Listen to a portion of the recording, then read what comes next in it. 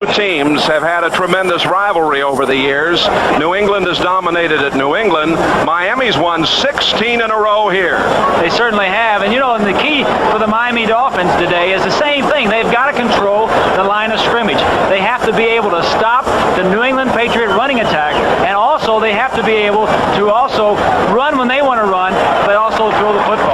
Well, you and Charlie Jones have come up with something that everybody kind of looks forward to. What is the quarterback's quote for the day?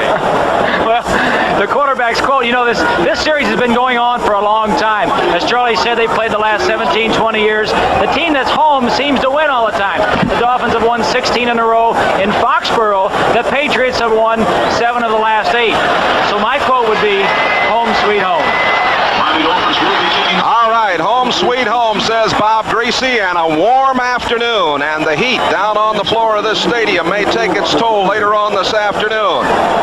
The Miami Dolphins have won the toss, and they will be kicking off from left to right. The Dolphins in their home white uniforms, the New England Patriots in their red jerseys this afternoon.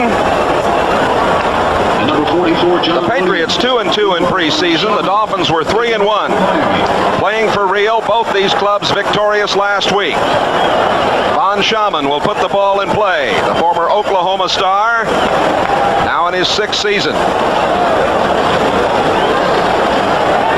Robert Weathers is the deep man, number 24, downfield for the New England Patriots. We hope you'll enjoy it wherever you are around the nation. The referee is Chuck Heberling today.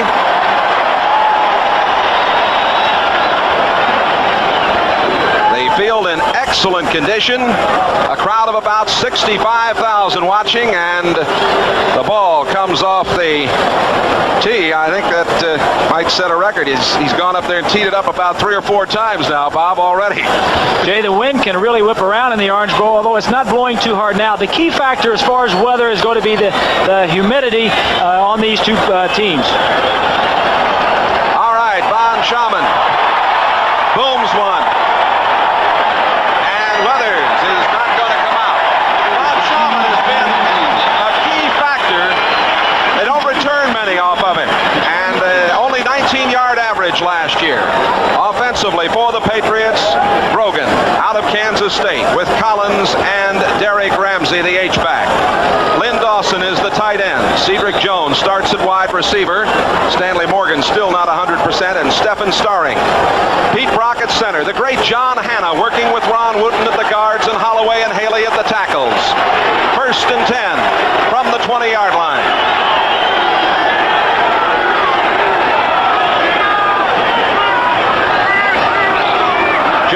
In motion, the handoff to Collins.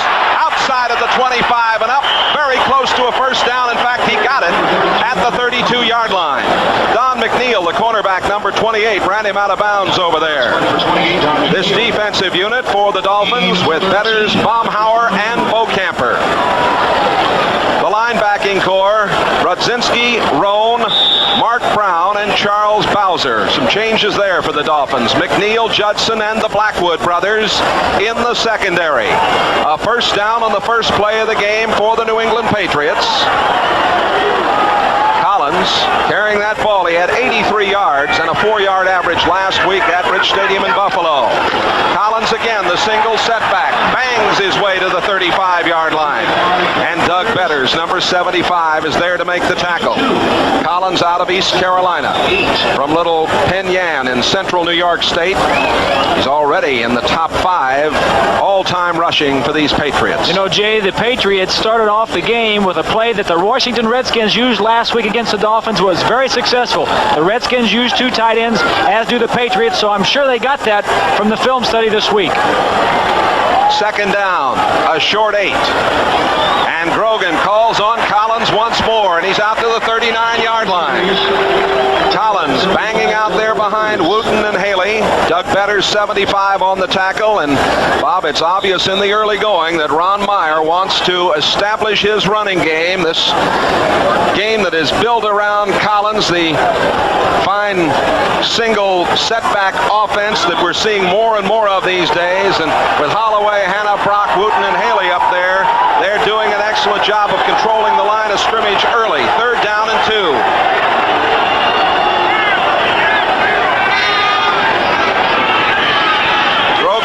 Checked off here. He pitches back to Collins. He's outside. 1st down. Out to the 45-yard line. Don McNeil, the cornerback, had to come up and make the tackle. Another 1st down for New England. You were right, Jay. He was checking off, and what he was doing was he was looking at the safeties. He was going to toss that ball to the right or to the left.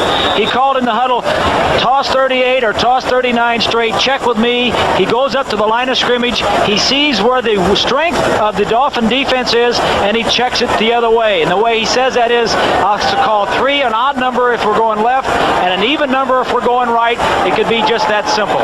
Greg Hawthorne, number 40, has come into the game for the Patriots. That's Hawthorne coming in motion. 1st and 10 at the 45-yard line. Collins again, and he gets a couple.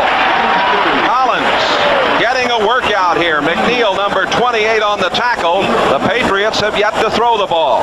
No surprise there, Jay. The same play they started the ball game off with, a little stutter trap to the right side. Hanna 73. This time the Dolphin defense is a little bit tougher.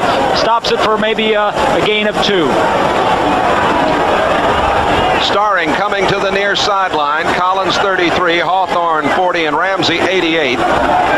In there with that single setback on 2nd down and 7. Up the middle, mostly to Tupu.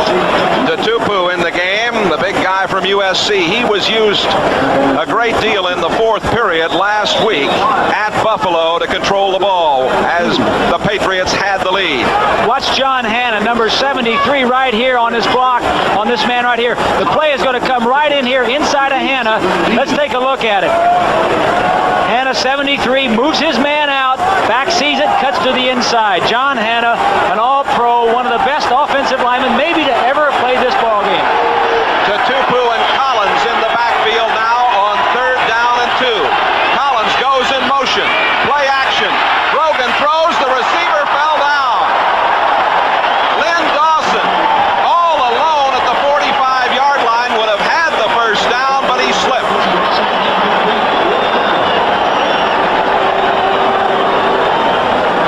It's a good call. You see him stumbling. I don't know what it was, Jay. It just seemed like he tripped over the line, but it was a good call. If he would have hit the receiver, been a 1st down, kept the drive going. Luke Prestige on to do the punting. He's taken over for Rich Camarillo, who is out for about half this season. Mark Clayton is back in the middle to receive the punt. As Bob Greasy has indicated, the wind can swirl on the floor of this stadium. Open-ended down to the right. He goes toward the far sideline, hangs it high. It is out of bounds.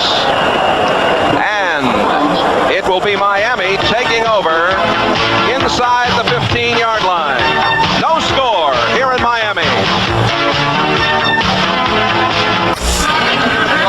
Miami set to put the ball in play at the 12-yard line after the punt by Prestridge. It'll be Dan Marino at the quarterback spot. At the moment, he's got Andra Franklin in there. Clayton 83, Jensen 11, and Duper 85. Don Shula looking on, the head man of the Dolphins.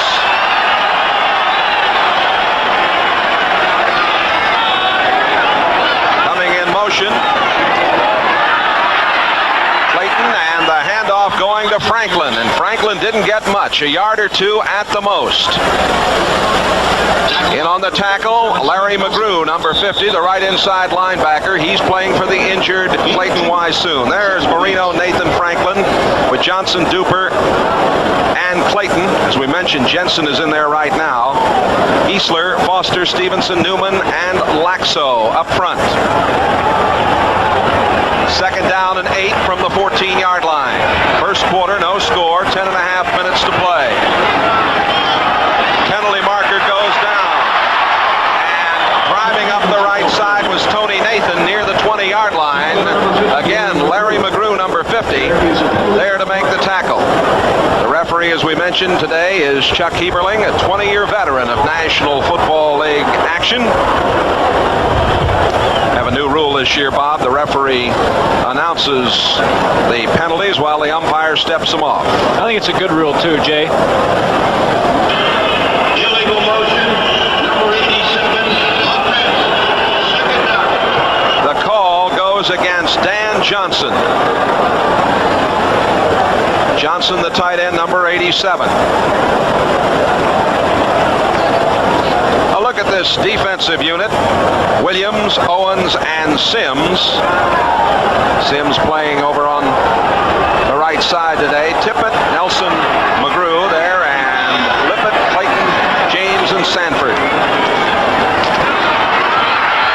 Banging up the middle, Tony Nathan. Nathan, who played at Alabama, hit by Steve Nelson, the other inside linebacker. He's number 57. The Patriots, with Nelson and McGrew in the middle today, Tippett and Blackman outside, and Dennis Owens playing the nose in place of Lester Williams. And now they'll go to the nickel as Fred Marion comes in and McGrew comes out. 3rd down and 7. New England in the prevent defense. Cephalo, 81, and Joe Rose, number 80, are in the lineup for Miami. Out of the shotgun, Dan Marino. And it is complete for a first down to Mark Duper. Duper, who has been explosive here over the last 2 seasons. A 16-yard pickup. Ray Claiborne made the tackle, number 26. Duper just comes down, turns to the inside, a little square in pattern. They're going to be running a lot of these patterns in between the zones today because the Patriots play deep. They will give you the hooks and the curls, the outs, and the square ends, but you won't get the big bombs that the Dolphins experienced last week against the Redskins. It's a first down. The ball at the 32-yard line.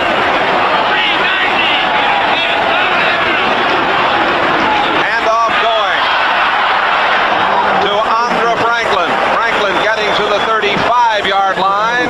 Dennis Owens, number 98, there to make the tackle. 8-5. Second and 5. Take a look here at Ed Newman, the right guard. He's going to be pulling and blocking out on the linebacker. Marino's going to hand, and the play is going to come up through here. We talked about, let's take a look at it. We talked about the importance of the offensive lines. There you see the trap block, an offensive lineman coming behind the line of scrimmage and kicking out on a lineman. Clayton goes in motion to the far side. Marino throwing out to the near sideline, and a catch made at the 47-yard line by Duper. Duper hit immediately by Ray Claiborne. St. Louis has the early lead against Buffalo. Chicago 3-0 over Denver in the first quarter. In that St. Louis game, O'Donohue kicked a 23-yard field goal. And Kansas City got a 5-yard touchdown for Brown to lead Cincinnati in the early going. First down for Miami. The ball just over the 45 at the 46, and Marino to go upstairs again. Complete out to the 46-yard line of New England. Mark Clayton made the catch. Ronnie Lippett, the cornerback, number 42 on the play. They want to force Marino to throw, but not when he wants to. Here he's throwing on first down, a good down to throw, a little down and out, 7 yards, 8 yards and out on Lippett. The Dolphins are hitting him on the outside. Take another look at it. He'll go down 5, maybe 10, 12 yards, breaks to the outside.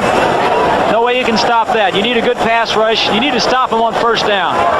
Jensen comes back in for Miami. Franklin 37 and Bennett 34 there. They spread them out on 2nd down and 3. Jensen going in motion. Bang! That's Franklin. Hit right along the line of scrimmage by Toby Williams. Big number 90. No score here. Let's go to NFL 84 for an update. All right, Jay Randolph, in Cincinnati, the Chiefs are going after free safety Ray Horton. This Anthony Hancock reception from Todd Blackledge set up a 5-yard touchdown run from Theodis Brown. The Chiefs lead Cincinnati, but the Bengals are driving now. It is 7-0 Kansas City. Kansas City club starting off in pretty good fashion, I'll tell you. 3rd down and 2. Hardy went in motion, and the handoff going to Woody Bennett, and he does not get the first down at the 46-yard line. Nelson, 57, and Lippett, 42, coming up to make the play as you look at 43-year-old Ron Meyer, a native of Westerville, Ohio. You know him, Bob. You have the old Purdue connections. He was at Purdue as an assistant coach. Really, he was a gopher at the time. He was just coming out of college himself and on the coaching staff of Jack Mullenkoff when I was a junior and senior playing quarterback. He was the man that really helped out. A good man, a good recruiter, and he has certainly done well with his coaching career. Jack Mullenkoff, a wonderful man who coached you. Roby to do the punting. The big guy from Iowa booms it downfield, and it goes into the end zone.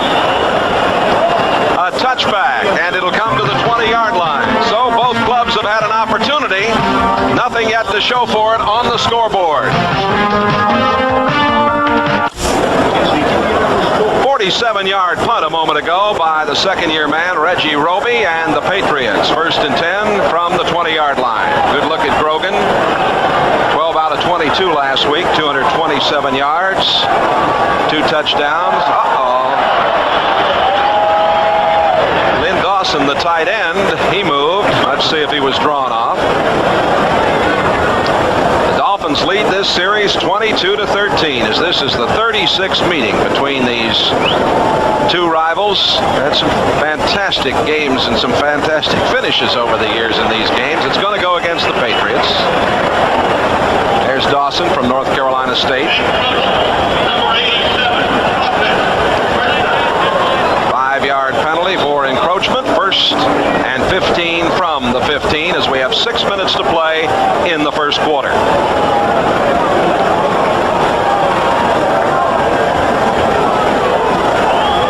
Cedric Jones coming out to the left side. Stephen Starring going to the right. In motion, Derek Ramsey.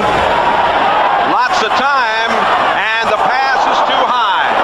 Well, Grogan, I think, was surprised he didn't get more pressure, and then he threw it too high, intending for Stephen Starring. Doug Betters covering in the area. That can happen to you, I guess, on occasion. You kind of lose your timing because nobody's there to harass you. I think you're exactly right. I think he was expecting more of a defense against the rush and expecting a play-action pass to have some people open downfield, and when he didn't, he was a little bit surprised. But Grogan has been playing very well this year, Jay, and he's doing an outstanding job. He feels more patient, and I think he has a better grasp of the offense that Ron Meyer brought in a couple years ago. Now in his 10th season, often maligned, but a very talented quarterback. Grogan, quick step and throws into traffic. It is complete at the 19-yard line. The catch made by Lynn Dawson, number 87, and the tackle by Mark Brown, the second-year man from Purdue, number 51. Dawson, number 8 pick back in 81, had a knee injury last season. This telecast presented by authority of the National Football League, intended for the private use of our audience. Any rebroadcast or other use of the telecast without the express written consent of the Dolphins and the NFL is prohibited. 3rd down and 10.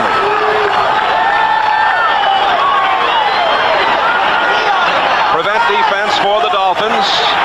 And Grogan straight back. Throwing, and it is complete. Derek Ramsey has the first down up at the 35-yard line. A 15-yard pickup. Mike Kozlowski made the coverage. Let's go to New York, NFL 84. All right, Jay, Steve Grogan off to a good start. The Cardinals have scored, set up by a nice punt return by Stump Mitchell. Roy Green on the receiving end of a Neil Lomax TD pass at 4 yards. Cardinals on top of Buffalo. They have new helmets. Doesn't seem to be helping. 10-0. Well, the Cardinals lost that one-pointer last week when O'Donohue missed the extra point. That loss at Green Bay, they were very disappointed. They think they're going to be very improved out in the Mound City. First down for New England. Hawthorne goes in motion. Collins gets the call, and he's across the 35. Collins to the 37-yard line. Ernie Roan, number 55, making the tackle. Roan, quite a find. A free agent. Yeah, was ill much of last year. You remember, had pneumonia, had some problems, but is in there playing today. Irving Fryer now in the lineup as Hawthorne comes out for New England. Collins, 31 yards on 6 carries. Second down and 8. 3:50 to play. No score here in the first quarter. Grogan, quick one up to the tight end Dawson again, and he is out to the 45-yard line. He's taken that quick 3-step setup back, Bob, and right now finding his tight end. I think what he wants to do, Jay, is just control the ball, control it with his first down running, and throw the safe passes 5-10 yards down the field, and just keep Marino off the football field. New England wants to dominate. They want to run 20 more offensive plays than the Dolphins. They think they'll win if they can do that. Irving Fryer, the rookie, number 1 out of Nebraska, set at the top of the screen. Starring to the left. Collins with the call. And Collins getting out to the 49-yard line before Mark Brown banged into him. There's Brown, number 51. We mentioned he's out of Purdue, a number 9 pick, and done an excellent job. Collins, 147 yards and a touchdown here in October of '83. One of his best days. Detroit now leading Atlanta 10-0 in the first period as Murray kicked a 46-yard field goal. On 2nd and 8, Grogan again. This time swings it out to Collins. He's at the 50 and down to the 47-yard line. Collins rolling down that far sideline, run out by Mark Brown, number 51. Collins caught 2 passes for 24 yards last week and then rushed for 83. He's a very important man. There's Brown, limping just a little bit. Of course, the Dolphins are missing Dewey. They've had some problems and a tough time for them. Third down, about 2.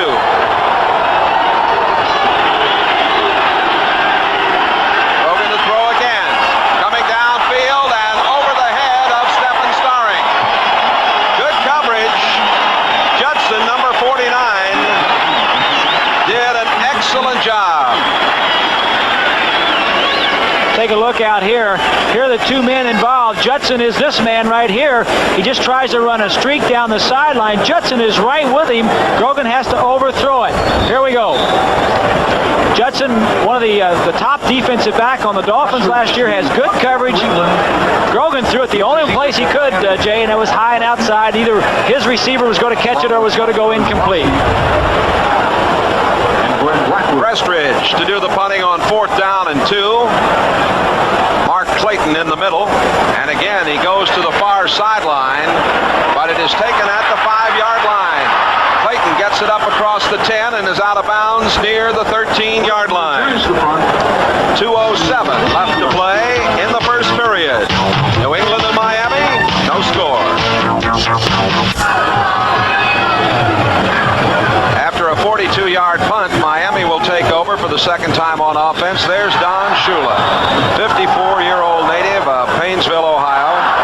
You see the 20 there on the back of the helmet? Well, that is in memory, of course, of a very fine football player. David Overstreet passed away in an accident just before training camp.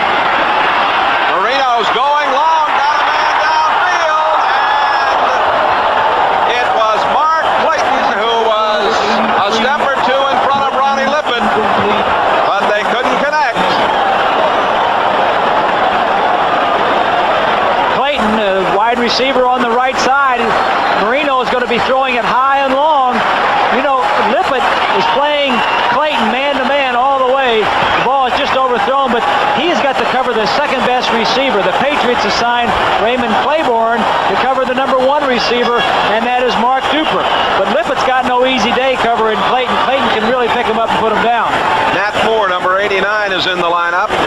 Franklin and Bennett, along with Clayton, and banging it up the middle. Across the 25 goes Andre Franklin.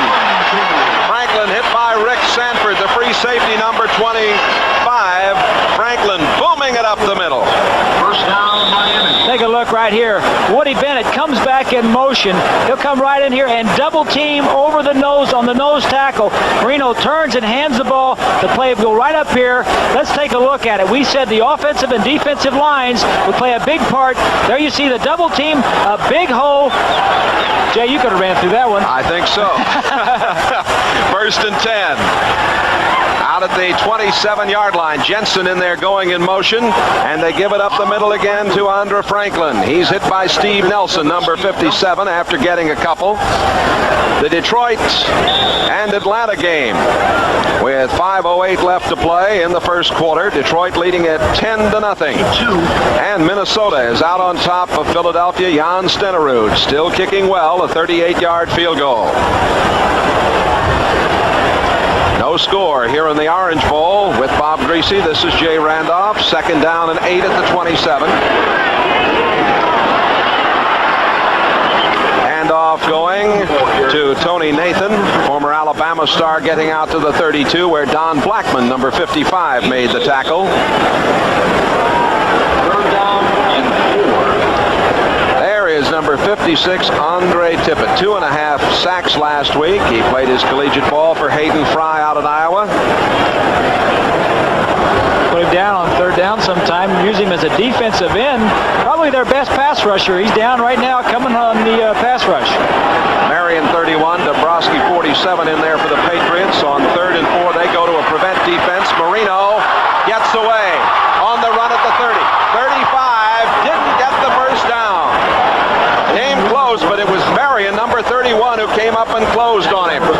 Also, Sims, number 77, helped to force him outside. About 56, Andre Tippett, their best pass rusher, pushes the pressure on Marino. You know, Tippett is a second-degree black belt. Now, you talk about an overkill for a linebacker. I'll tell you, the quarterbacks don't have any breaks. We'll be right back. Reggie Roby, his second punt of the afternoon, averaged 45.8 last week at Washington. His first punt, 46 yards. Irving Fryer set to receive the punt. Roby, the offseason, a disc jockey in a nightclub here in Miami. This is a beauty. Fryer at the 16, at the 20, at the 25, to the 26-yard line. Fryer on the return, hit by Robert Sowell, number 45. A 48-yard boot. Oh, up to now, neither team has been able to put any points on the board. We'll be back with more.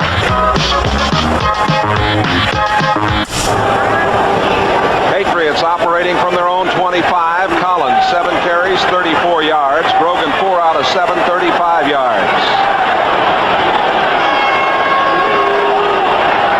In motion, Hawthorne. Pitch back comes to Collins. And Collins gets near the 30-yard line.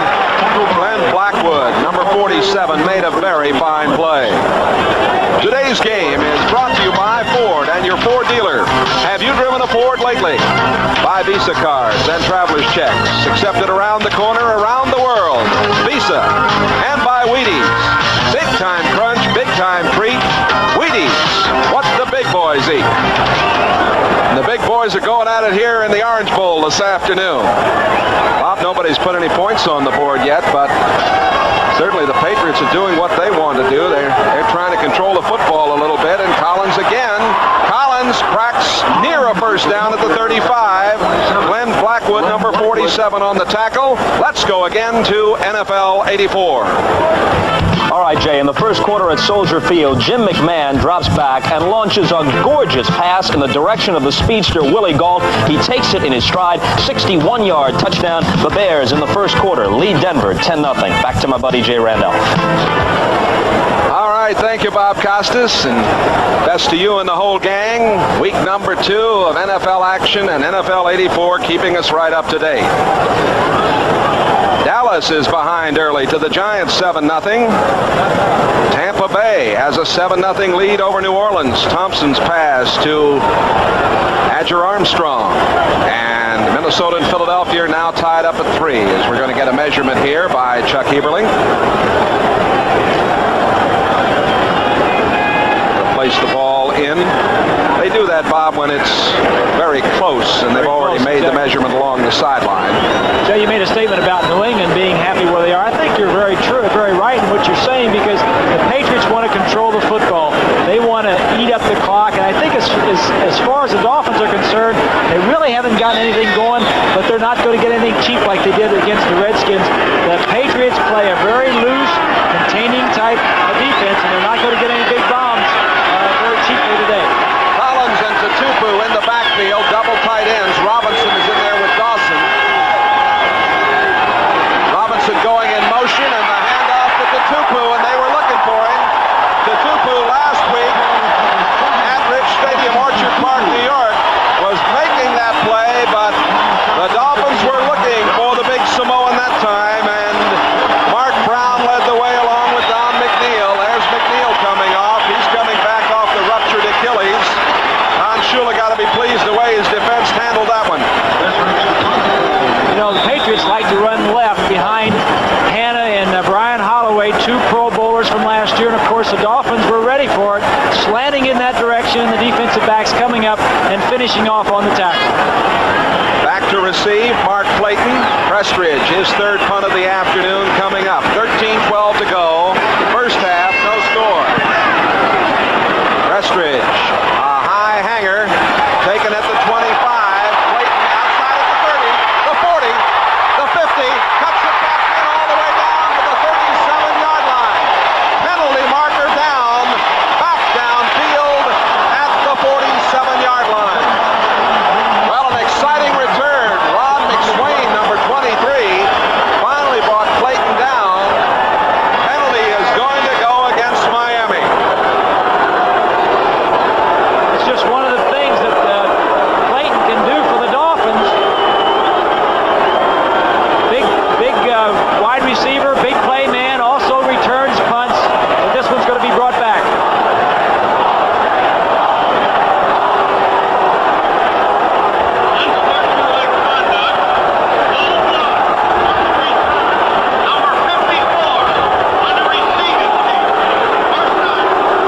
Unsportsmanlike conduct charge to Rodell Thomas, number 54 of the Dolphins. Weather's going off, and we'll get a report on him in just a moment. Back with more after this.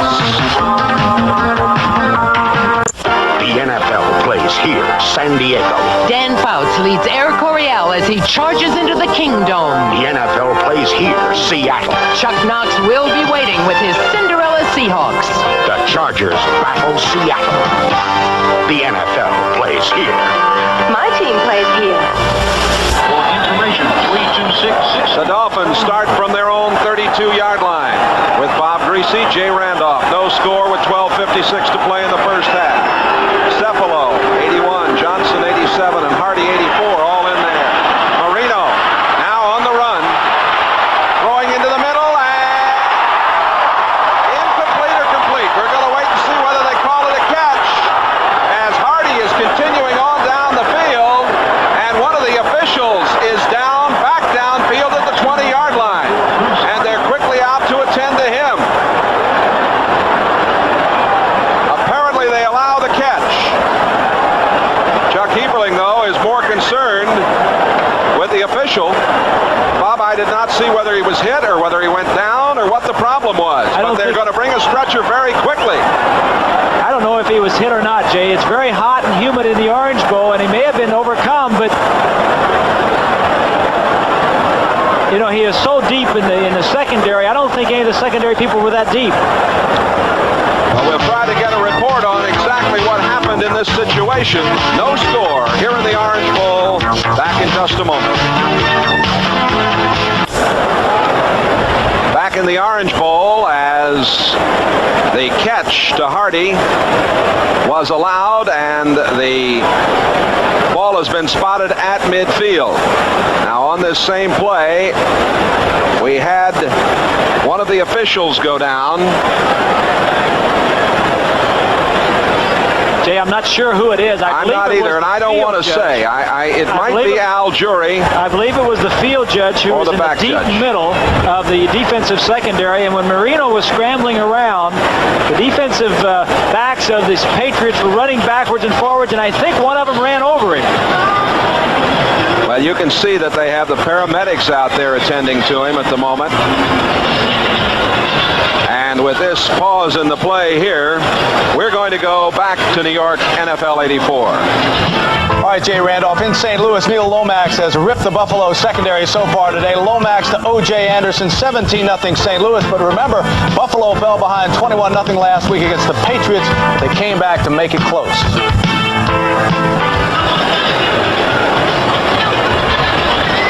Unusual moment here in the Orange Bowl as we have an official down. It is Charlie Musser. We know that it is the field judge, Charlie Musser. He is a veteran of NFL activity, and he has been placed on the stretcher, and we will try to get a report. He is conscious, as you can see, and we're happy about that. We certainly are. It was, you see he's alert, and I think he just got run over, Charlie. It doesn't seem to be any knee injury or anything. I think he just got knocked out. It's very hot, and one of the safeties probably reversed field and came back and ran over him. He's going off. He'll be all right, but it certainly was good to see the quick action of the medical crew here in the Orange Bowl to get out and take care of him. So we now have 6 officials on the field, and referee Chuck Heberling going over the entire situation. You see them, most of them. The field judge is kind of back there with the center fielders, isn't he? He is the new one of the last few years. They added one official, and he stands deep in the middle of this defensive secondary and looks to the middle of the offense, to the tight end primarily. Before they had a man on the deep outside of the secondary looking at the wide receivers, but the coaches complained that the tight end was getting held up by a lot of the linebackers and the strong safety. Nobody was looking at him. Then they added the field judge position, and his primary concern was to look at the tight end. Now those 2 deep officials, the side judge and the back judge, will have to help out covering that tight end. We'll try to get a report on just exactly what happened to Charlie Musser. Also, we're trying to get a report on Robert Weathers, number 24, who was carried off for New England. Ron Meyer, all Big Ten academic team, the head coach at the University of Nevada, Las Vegas, rebuilt the program at SMU, 3rd year handling the Patriots. Nathan and Bennett are in the backfield. In motion, Mark Clayton. And a double reverse, and there's a problem here. In trouble is Clayton, and down he goes back at the 40-yard line. Well, the Patriots read that very well indeed. A loss of 10 yards on the play. Toby Williams made the tackle, number 90. Let's go to New York. All right, Jay, in the second quarter at Soldier Field, Gary Kubiak trying to rally the Broncos, throws long, intending for Steve Watson. It's tipped by Mike Richardson and intercepted by Leslie Frazier, the 4th-year man from Alcorn State, and so it remains 10-0 Bears. Jay? All right, Bob Costas, and here we have a scoreless game.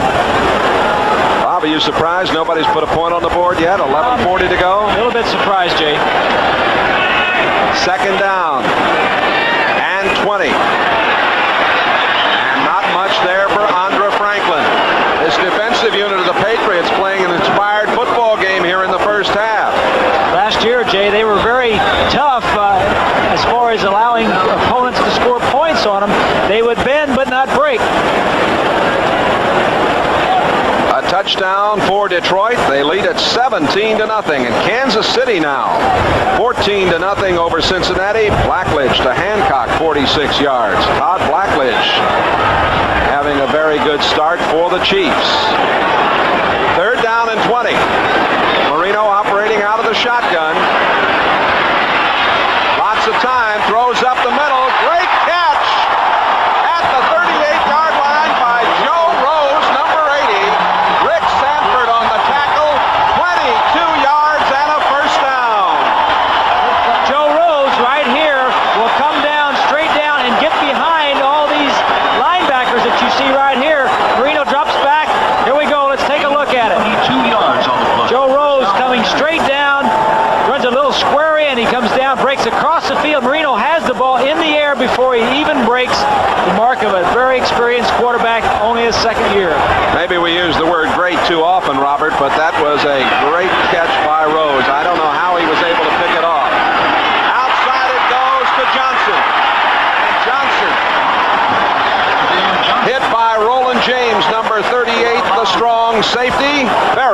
to a first down. Take a look at the offensive line blocking. Newman, 64, slides out, blocks Tippett, 56, gets his hands down. Very important on a pass like that. Hit him low, try to get the hands down, gives the quarterback a clear lane to throw the football. Johnson on the injured reserve in 82 had a lot of problems with shin splints. Second down and 1. Nat Moore is in the lineup now for the Miami Dolphins, and the handoff is going to Andre Franklin. Franklin has the first down as he bangs into the 25-yard line. Doug Rogers, number 65, playing at the end spot now, along with Lester Williams, number 72, the nose man, making the play. And Andre Franklin with a problem. See if we can see where he gets injured. Good line blocking. Big hole for Andre Franklin. Boy, he drove through there, didn't he? Can't see where he seemed to have some kind of a leg or ankle problem. Well, we've got a timeout with 9:48 left to play. Scoreless first half here in Miami. Back here in the Orange Bowl, Bob Greasy, Jay Randolph, the word on Charlie Musser, the field judge. He was banged in the Adam's apple by a player going by. Clotheslined, I guess. We didn't see it. All we saw when we looked was he was down. Going wide to the right. Nat Moore. Jim Jensen is in the lineup, number 11. First down. Marino using play action. Throwing. Jensen over his head. Incomplete. Jensen, the versatile performer from Boston University. Many of you saw him play in college, I'm sure. Had a great record at BU. He's 17-3-1 while he was playing there. Last week, Jay, against the Redskins, he caught 5 passes, the first 5 he's ever caught in the National Football League game. He's obviously a quarterback. Caught 2 touchdowns, plays on special teams, plays at wide receiver, tight end. That time they were trying to get him deep, had him open, just overthrew him a little bit. Second down and 10. Tony Nathan to the 22-yard line. Don Blackman, number 55, the linebacker, coming in. Withers is questionable returning. Apparently the problem is a hamstring, and Ingram has a laceration over his left eye. We're told that he probably will get back in there. There's Andre Franklin. He went out. We'll try and get an update on his injury as soon as we can, but they're falling like flies, as they say, Charlie. Jay, I mean, it's like the heat is taking its toll. And it's very, very warm down there. Third down and 7. Marino from the shotgun. Lots of time. Down the middle. Batted away at the last second. Intended for Joe Rose. And Roland James, the strong safety, 38, made the play. Excellent play by Roland James. Probably the most underrated strong safety in the National Football League. To the left of your screen, you'll see him coming in down to the end zone. There we see at the bottom, Rose is open. James closes to the inside and knocks it down. James was the second leading interceptor on the Patriots last year and the second leading tackler. So he not only plays the pass, but plays the run very well. Von Schaumann's first field goal attempt of the regular season, 5 for 5 in PATs last week. Don Strock will hold. The ball spotted at the 29. A 39-yard attempt by Uwe von Schaumann.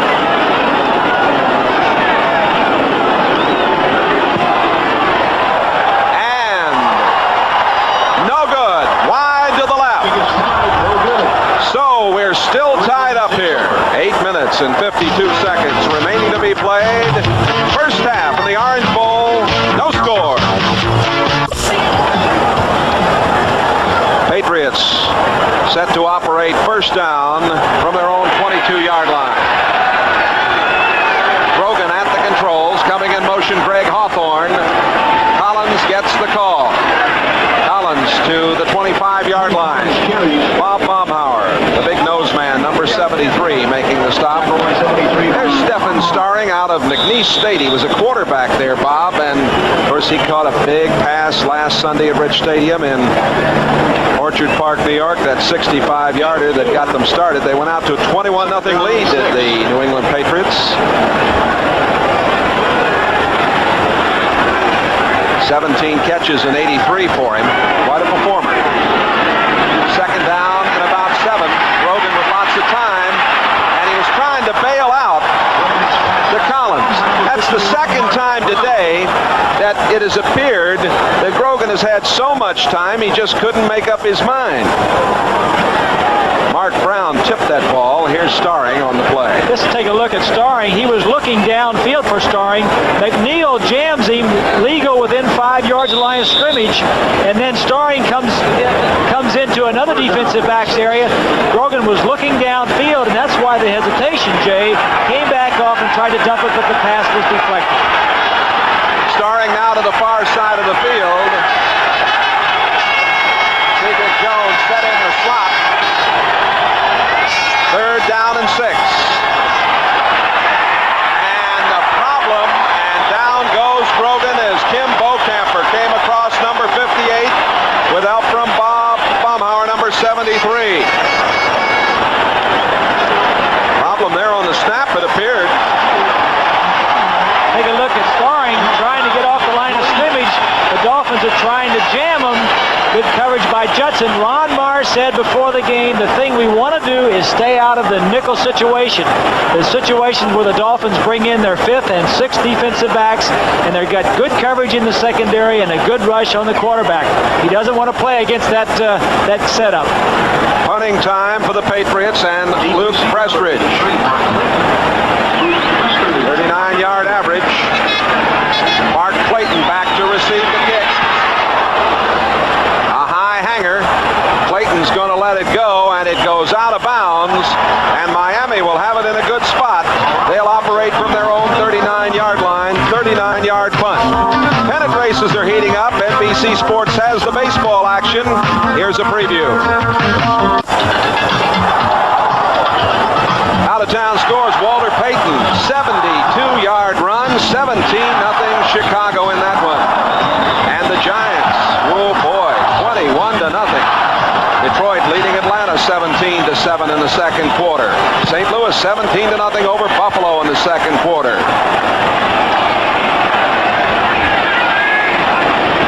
Miami with excellent field position, and the handoff goes to Tony Nathan. He's across the 41-yard line.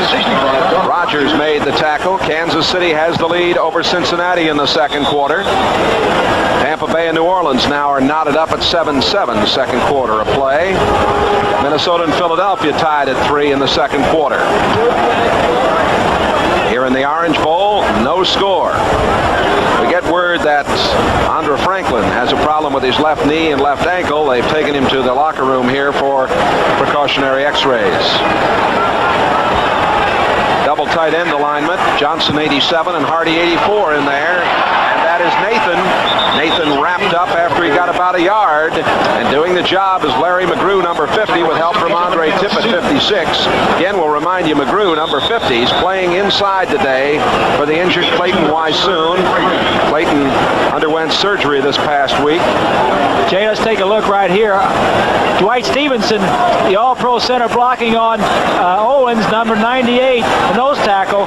Let's take a look and see what's going on in the middle of that line. Stevenson firing out, gets a little help from Newman. Good block on the nose tackle, but the rest of the Patriots come and make the tackle. Third down and 3. Marino throwing and intercepted at the 45-yard line by Don Blackman. Blackman, who has fine ability, his 4th career interception. The big guy from Tulsa picked it off, and an errant throw by Marino. Don Blackman, one of the big play linebackers for the Patriots. Good coverage on the tight end, cuts in front of Rose. Marino not throwing the ball far enough to the sideline. Rose comes up and makes a tackle. We'll be right back. It's a tie ball game. Just a moment ago, the Dolphins set up with the best field position they've had all day. Now it's the Patriots. They're at midfield. 6 minutes to play in the first half, no score. Grogan over the middle, and it's intercepted. And coming back with it is Glenn Blackwood. Blackwood at the 35, out to the 40, out to the 45-yard line. Blackwood, his 14th career interception, his second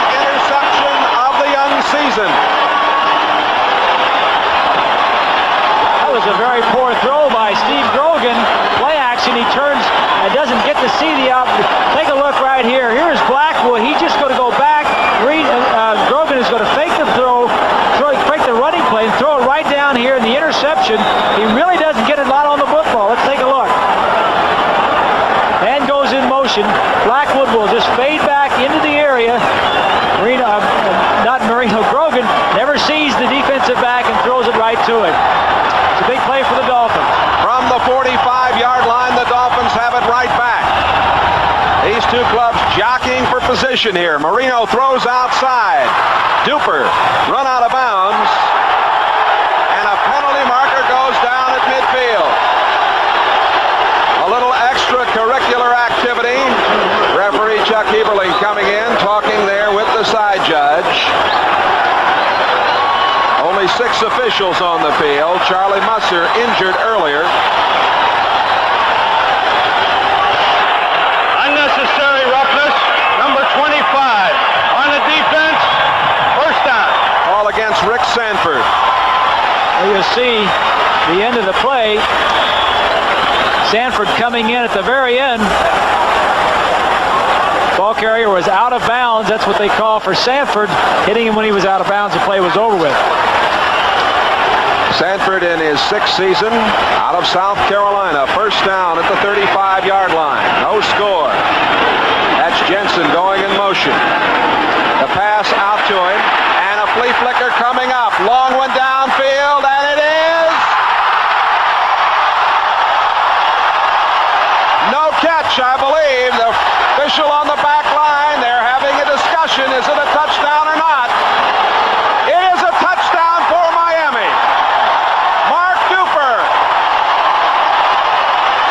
Jensen threw it. Duper caught it. And they finally ruled touchdown. I don't know what the doubt was, whether it was back there. They had looks like a play. You'll take another look. This is a quick screen. I don't think the Patriots realized Jensen is out there, but he had 2 people open, and he threw it to the one that was a little bit covered. The other player was wide open. I don't see any question about that one. There's a flag on the play. I guess it was I think the one official was trying to decide whether he had possession before he hit that white line. They ruled the touchdown, and 5:37 left in this first half. Well, apparently the flag was for a penalty, pass interference. pass interference, and it was declined. And just another way that Jim Jensen can hurt you. Scored 2 touchdowns last week and throws one this week. Looks like a ticker tape parade out there. Von Schaman, the extra point. It is up, and it's good. So the tie has been broken with 5:37 remaining to be played in the first half.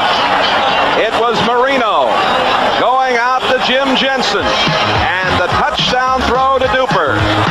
7-0, Miami Dolphins. More in a moment.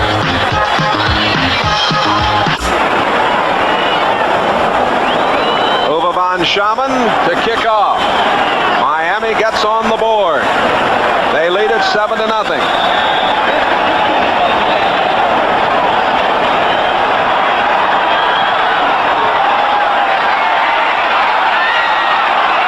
John Williams back and coming out with it at the 10 and ridden down along the 10-yard line. Leading the way, Robert Sowell, number 45 on the specialty unit. Oh, we'll look again at this touchdown play. They called pass interference, so I guess it's academic, but it looked for a moment like there might have been a problem with possession by Duper. I think he's got it, Jay. Got it before he goes out. But Jensen, what an exciting week he's had. Like I said, he caught 2 touchdowns last week in Washington. This week, he's thrown one already. He said he had an exciting week. He didn't sleep a whole lot. A lot of the national publications and media were down here doing interviews. He's got more publicity than you have in your entire life. That's easy. That's easy.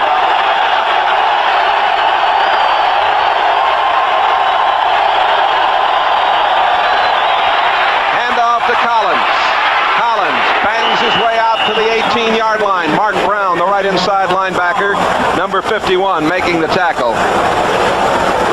Collins, from a family of 16, played in the Pro Bowl, had over 1,000 yards last year. Did you say a family of 16? That's right, 16. They said he put on about 12 pounds this offseason. Evidently, he wasn't at home because not have been I at don't home. think he's going to... Or they sure do cook up a mess of good stuff there anyway. Second down and 2.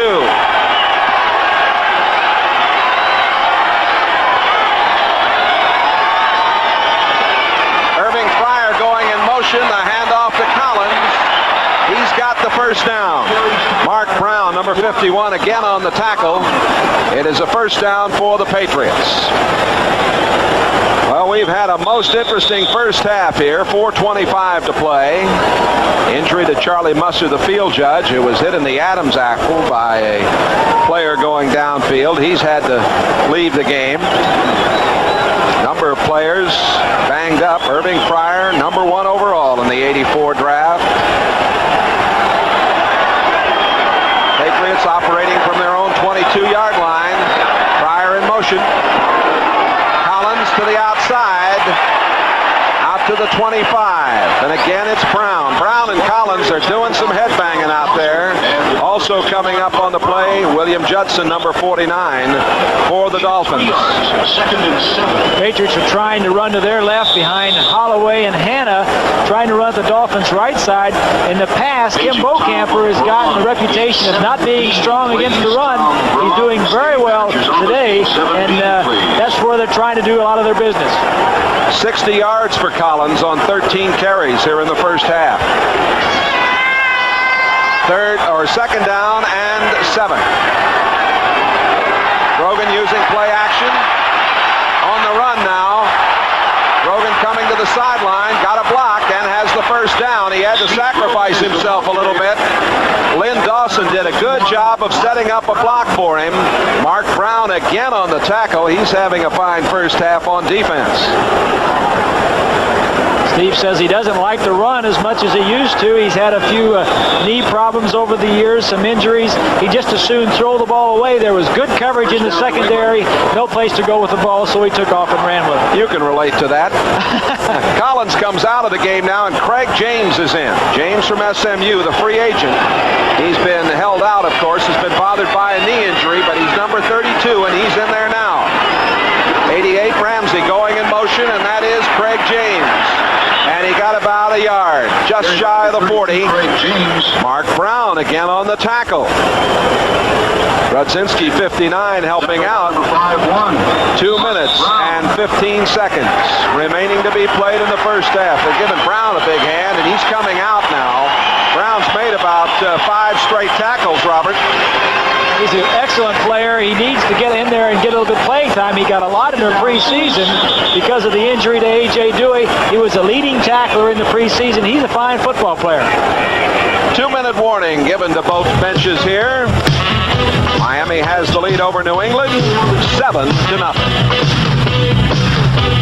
7, New Orleans 7. Second quarter. Don Shula.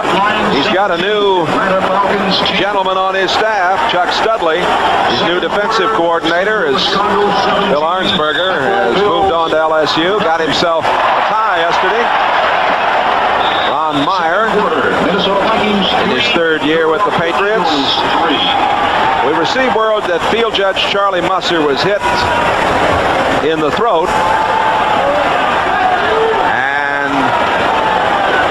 His blood circulation was stopped momentarily, causing him to pass out. He's okay, but he will not return. Grogan on the run again, and throwing, and he couldn't get it to Lynn Dawson. They were doing a little extra play calling themselves, between themselves, Bob, trying to get something going. Charles Bowser, the linebacker, 56, kind of messed it up. What he was trying to do, Jay, is trying to get Dawson to go down the field. When he was scrambling towards him, he was covered, wanted him to go down the field so he could loop it to him. Dawson didn't get the word fast enough, and it fell incomplete.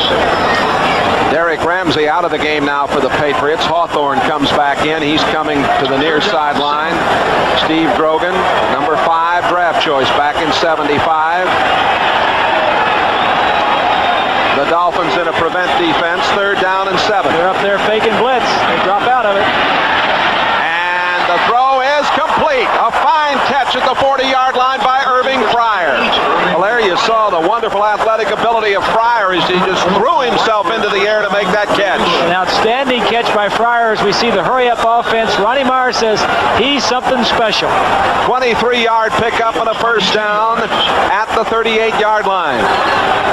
Patriots down 7-0, trying to get on the board before the half. Grogan to the far side, complete and out of bounds, stopping the clock goes Stephen Starring.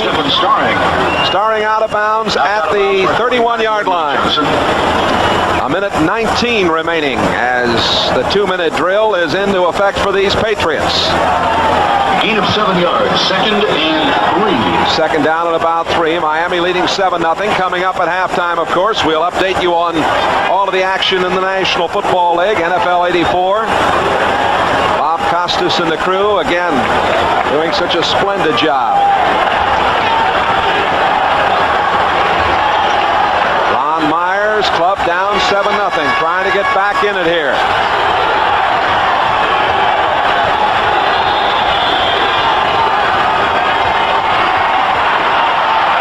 Grogan going for Starring, and he was out of bounds. Pass intended for Starring. Don McNeil, number 28, had the coverage and did a good job. There's McNeil.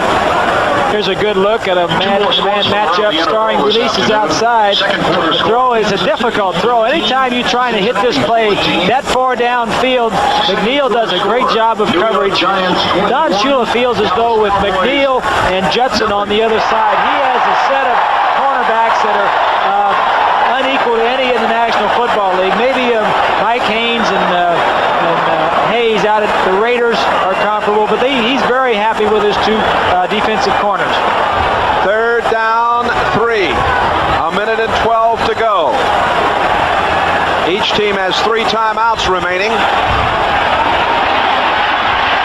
Grogan, and a wonderful catch at the 10-yard line by Stephen Starring.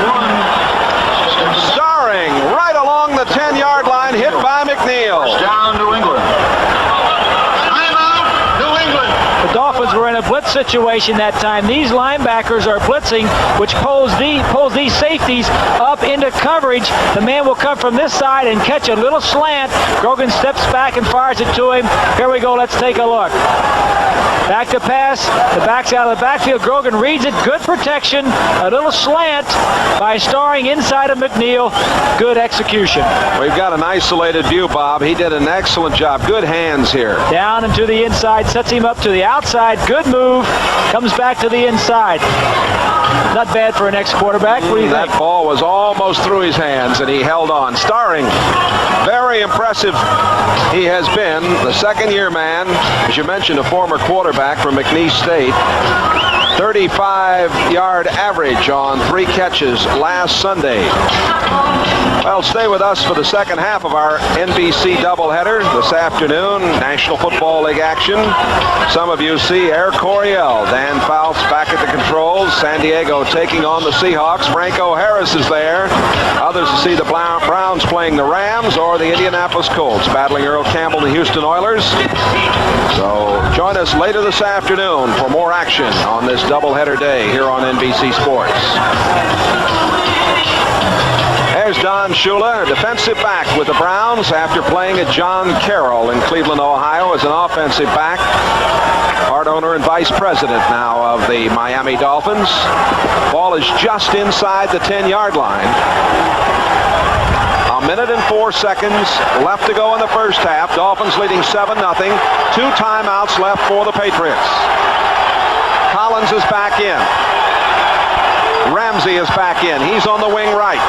And Grogan to throw. Grogan throwing and completing and driving down Dawson. Dawson with the touchdown. The tight end. Collins and Dawson with the celebration, and the Patriots have come back.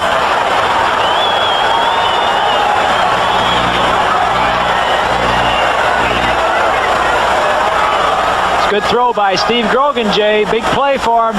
The 2-minute drill works. Here we'll see. Here's one wide receiver. He'll clear it out. Dawson comes from this side and is coming across the field. Will catch the ball over here as this receiver takes his man out of the play. Here it is. We're having a man-to-man coverage. Good read. Good running at the end of the play. You're very informative with that little play thing you're working with today. Having a lot of fun with it. The point after by Tony Franklin is up and good. Well, we'll take another angle for you on that touchdown. A 90-yard drive by the Patriots. Nice way to come back and bounce back in the final minute here. Here we'll see Starring taking his man out of the way. Now he sees the ball caught. He's going to come back and try and get a block. Gets a piece of Ernie Roan, I believe it is, number 55. Dawson getting in for the touchdown. 9-yard touchdown. And the score tied 7-7 with 56 seconds remaining to be played in the first half. Tony Franklin will put it in play. Grogan now has thrown 12 touchdown passes and 16 interceptions in this, the 16th game of his career against Miami. Dr. Blankstein, call your service, please. Paging Dr. Blankstein. Steve has done a lot better this year, I'm told, by the Patriot PR people, Jay, because he understands the system a little bit better. He had a little input in the offseason as we look at the scoring drive. He worked in the offseason with Lou Erber, the offensive coordinator. Ron Meyer understands what Steve Grogan wants to do and likes to do, and I think they had a better meeting of the minds as far as what they want to do with their offense. Tony Franklin in his 6th season. They're very happy to have him on board with the Patriots. Vince Heflin, a free agent, number 88, is back to receive the short high kick. Comes across the 15, 20. And a penalty marker goes down at the 18 as Heflin got to the 25-yard line. The stop was made by Ed Reynolds, number 95. And as we mentioned, a penalty marker down. You know, summer is slowly slipping away. The boys of summer still have some unfinished business, of course. Number 52. Turn. The call going against number 52 of the Miami Dolphins, Sanders Shiver, to put the ball back at the 10-yard line.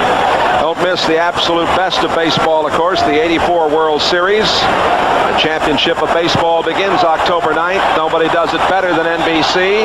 Harry Coyle, our director today, the world's greatest baseball director. Not bad at football either.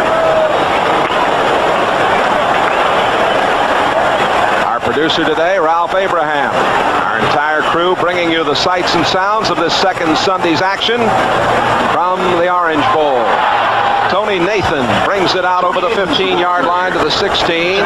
Number 77, or number 85, Julius Adams now is out there. Adams, who didn't get the start today as they moved Sims over there to start.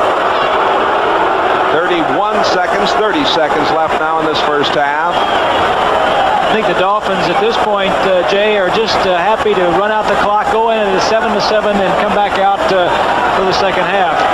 Some of the fans would like to see them try to get some more points on the board, but the Dolphins are satisfied to sit on it here, tied 7-7.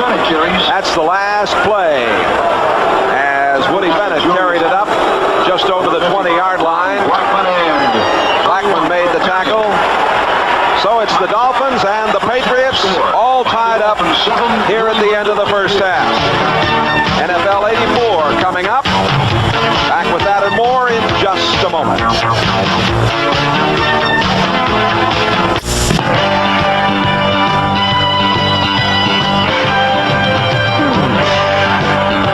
Welcome back to NFL 84, and we say hello to those of you who have been watching the Buffalo-St. Louis and the New England-Miami games. Let's check the scoreboard. First of all, in that Patriot-Dolphin encounter, Ron Meyer takes the Pats into the Orange Bowl, where they haven't won since they were known as the Boston Patriots way back in 1966. Miami has beaten New England 16 consecutive times on this field. Now, after a scoreless first quarter, Steve Grogan drops back to throw for New England. It's intercepted by Glenn Blackwood. He'll dance around a bit, turn it into a good return back to about the Miami 45-yard line. And then at that point, Miami embarks on the game's first scoring drive, and here is how it ends. From the 35-yard line, the flea flicker to Jim Jensen, the third-string quarterback, into the end zone. Beautifully thrown ball and a leaping catch by Mark Duper. There was some question as to whether or not he had stayed in after juggling it, but the catch was good. New England immediately immediately strikes back. 90-yard drive, culminated by this 9-yard flip to tight end Lynn Dawson, ties the game up at 7-7. During that drive, Irving Fryer, the number 1 draft choice for the Patriots, caught his first NFL pass. They are late in the first half at Soldier Field in Chicago, and the Bears are on their way to going 2-0. They lead Denver by a score of 27-0. There's John Elway, number 7, sidelined by a sore shoulder and standing next to Coach Dan Reeves. He watches in the first quarter as the Bears, already leading 3-0, make it 10-0 on this beauty, a 61-yarder from Jim McMahon to the speedster Willie Gault. And then Walter Payton goes to work. In the second quarter, a 72-yard scamper. Sweetness is already over 100 yards for the afternoon in the first half alone. That made it 17-0. Moments ago, Matsui scored to make it 27-0. And look what happened earlier in the first half. Kubiak is belted by Tyrone Keys. He had to be taken out on a stretcher, and that meant that Elway, despite the fact that he is ailing, had to come back into the game to quarterback the Broncos, who trail it 27-0. They are at halftime at the Meadowlands, and Phil Simms is on fire. 2 more touchdown passes. Yes, that's right. The Giants lead the Cowboys 21-0 at halftime. Also at halftime in Atlanta, Detroit is in front of the Falcons. The score there, 17-10. Bill McAtee, what's going on? Well, the Cardinals have reached agreement with their number 1 draft choice, Clyde Duncan, the fine wide receiver out of the University of Tennessee, who played behind Willie Gault, but it doesn't look like Neil Lomax needs him. He has had an excellent first half. Kay Stevenson has been frustrated in the first half. Cardinals took a 3-0 lead on a Neil O'Donoghue field goal, and then this punt return by Stump Mitchell of 38 yards brought the ball down to the 20-yard line of the Bills, and that set the stage for Mr. Lomax to go to work. 2 plays later in the first quarter, Neil Lomax, a 4-yard touchdown pass to number 81, Roy Green, and then later in the first quarter, Lomax again, another 4-yarder to number 32, Otis Anderson. The extra point was good. It was 17-0 Cardinals. Anderson scored on a 2-yard run a bit later, 24-0 Cardinals. And you have to like the job that Todd Blackledge did in his first pro start last week against the Steelers. He is building on that again today. Sam White's still looking for his first win as a head coach for the Bengals, and Blackledge hit this 46-yard TD pass to Anthony Hancock, who makes a great catch. Watch this catch in traffic. The third-year man out of the University of Tennessee. But the Bengals caught a break, and you got to figure that Carlos Carson would like a chance to catch this ball back again. He misses it, tipped into the hands of Ray Horton, who replaced Ken Riley. He goes all the way. It was 14-7 Kansas City. The Bengals tied it up a bit later on a 2-yard run by Charles Alexander. It's 14-14. Halftime down at Louisiana Superdome, 10-7. The Buccaneers lead this ball game. Minnesota and Philadelphia, it has been a defensive struggle. It is 6-3. Paul McFadden has hit 2 field goals for the Eagles, one of 37 yards, and Bob, one of 27 yards. Bill, you mentioned St. Louis having their own way with Buffalo. There are those who think the Cardinals will be the dark horse team in the NFL this year. Team to watch. Yes, sir. All right, stay with us now as NFL 84 halftime activities continue. We're coming back following these messages and a word from your local stations.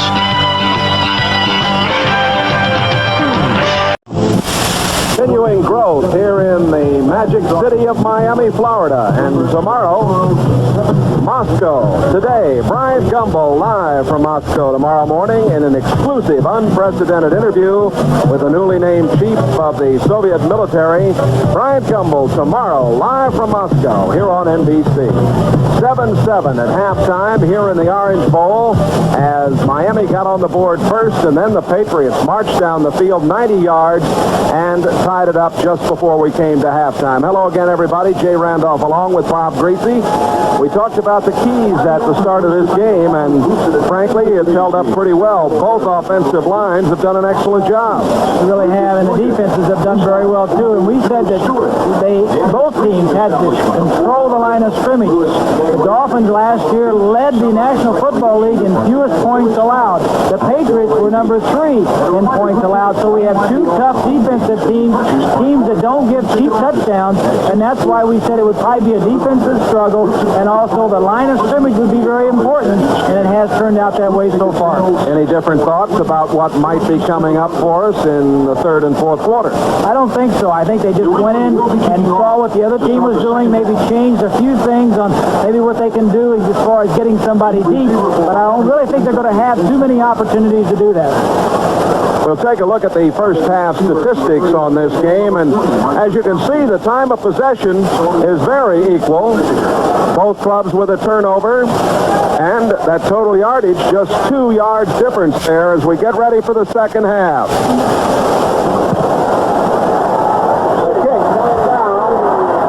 returning for the Miami Dolphins, bringing it back. Returned by Vince Heflin. Heflin getting it back. Ed Reynolds. As Reynolds made the tackle, they'll start from the 27-yard line. There's Mr. Luongo, George Luongo, who's been with, well, he's been with the Patriots a long, long time, hasn't he, George? He has that big job, you know, coming out and getting that kicking tee. Doesn't let anybody else do it. Oh, he loves it, too. He hustles out, picks it up. You know, the last time the Patriots beat the Dolphins in the Orange Bowl, George was here. Nobody else on that sideline can say the same thing. Not the players, not the coaches, only George. That was 1966, 20-14. Marino starts out throwing. Over the middle. He's got his man. It's Tony Nathan. Nathan at the 40. Up to the 45-yard line of the first down. Marino going short over the middle that time. Ronnie Lippett, number 42, made the tackle. A pickup of 17 on the play. Nathan, he saw, you know, I'm always amazed at the marvelous balance that Nathan has. Came out of Woodlawn High School in Birmingham, Alabama, and he showed it there. He certainly did. We almost lost our umpire, George Wells. Nathan was ready to catch the ball, and it was right where the umpire was lined up. Charlie Musser is back on the field, our field judge, and we'll relate that story again to you as Tony Nathan carries the ball to the 45. Stop made by Dennis Owens, 98. Charlie Musser was injured in the first half. He was hit by a player in the Adam's apple. He's standing now down at the 35-yard line to our right, and he is trying to go in the second half, although we've been told he probably wouldn't be able to come out. He is out. There he is. And he was hit on a play, then went down on the next play when he apparently just fainted because of the shot that he had taken. Here's a pass down to the 42-yard line. Marino to Nat Moore. Moore, the great veteran, 11th year, and of course he played at the University of Florida. They pick up 16, and Ronnie Lippett, number 42, the corner man, again on the tackle. Nat Moore, a great veteran for the Dolphins, has played many times in situations, many hot games. The Dolphins will be rotating their wide receivers, as will the Patriots, rotating a lot of their people. But Nat Moore had an opportunity to play last year when Cephalo was injured. 39 catches, 6 touchdowns, and has always come up with big catches for the Dolphins. First and 10 to go at the Patriots 38. Marino hustles out of there, throws, and it is a touchdown, Mark Clayton. Well, a marvelous throw as Marino put it on consignment to the second-year man from Louisville.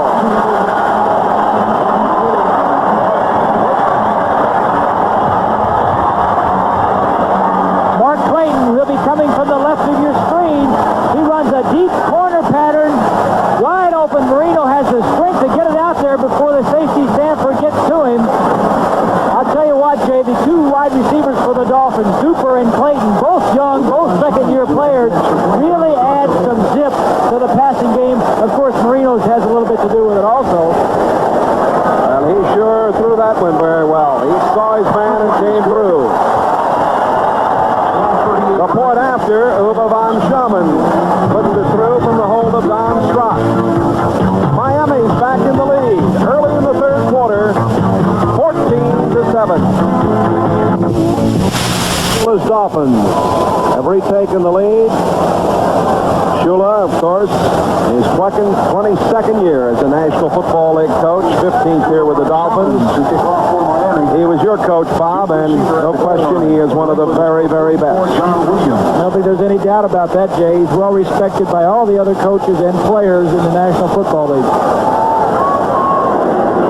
Von Schumann, born in West Berlin, puts it in play, and that's Williams coming out at the 10. Penalty marker down as he got to the 17-yard line. And the call may go against number 95, Ed Reynolds, and Eddie Hill. The flag was thrown right there. Robert Sowell, number 45, made the tackle. Chuck Eberling.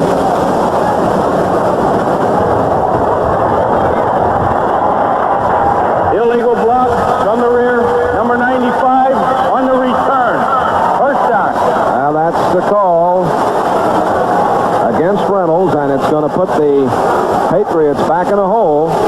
12:27 left to play in the third quarter. The Patriots' losing streak here in Miami against the Dolphins has really been a monkey on the back of the franchise for a long time.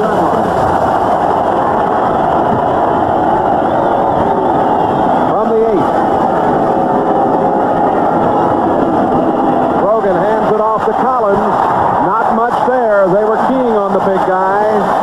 Tackle made by Bob Brzezinski. Today's game is brought to you by Chevrolet, with the performance, style, quality, and value that make up today's Chevrolet. By Stroh's and Stroh Light, Fire Brews for smoother taste. And by Ryco Corporation, makers of automated office equipment and cameras. A loss of about a half a yard on the play. On second down, in motion, Ramsey. The throw comes out. Number 83, Cedric Jones. And it's going to belong to Miami. Charlie Bowser, number 56, the linebacker, came up with it on the play. A very big turnover early here in the third quarter. A big play by William Judson. Judson filled in for Gerald Small last year and played so well. He was voted the MVP of their defensive back. Hits it to Cedric Jones, and the ball comes out. Bowser jumps on it. Justin is holding Cedric Jones so he can't get back to it. Big play for the Dolphins. The defense creates a turnover. At the 16-yard line, Miami leading 14-7. 11:45 to go, third quarter. Jensen comes in motion. The handoff goes to Woody Bennett. Bennett, who played at the University of Miami. He was a blocking back for the great star of the St. Louis Cardinals, O.J. Anderson. Tackle made by 77, Kenneth Sims, and 56, Andre Tippett. A gain of 1. Second down and 9. Saw Bennett coming out.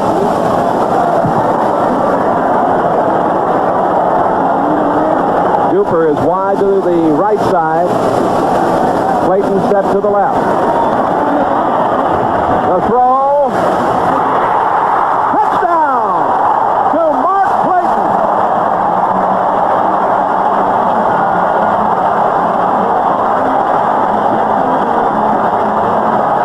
What a remarkable job by Clayton. I don't see how he got this ball in here, Jay. Good coverage by Lip at 42. You will see it in the corner. You got to get both feet down. Yes, he did. Good coverage. But a good call by the official who was right there. We'll take a look at the protection. Marino, good protection all day, as has Grogan. I tell you, Mark Clayton has really added a new dimension to this Dolphin offense with the speed and the excitement. Punt returner, pass catcher. The extra point try by Von Schaman is good. 11 minutes to play in the third quarter. And the Dolphins now lead it 21-7. Robert Weathers for the Patriots, out for the rest of the game, a sprained right knee, the third-year man from Arizona State. Marino is now 12 of 16, 176 yards, 2 TDs and the interception, as Miami has bounced out to a 21-7 advantage. A big play by the defense setting up the touchdown by William Justin, causing a fumble. The Dolphins were number 2 in the National Football League in the turnover edge. They had more turnovers in their way than everybody except the Washington Redskins. The kick coming down. Williams wisely decides to down it, and it'll come out to the 20-yard line. These Patriots have beaten the Dolphins in Florida in regular season play. They did it twice. That was in the AFL. The Patriots won here in the Orange Bowl 20-14, as we told you, in '66. That was the Dolphins' first year in the AFL. The Dolphins won the next 2 years, and then in '69, last season of the old AFL, Patriots beat the Dolphins in Florida. That game was played over in Tampa. Do you remember why, Bob? No, I don't. You don't remember why, huh? Handoff goes to Tony Collins.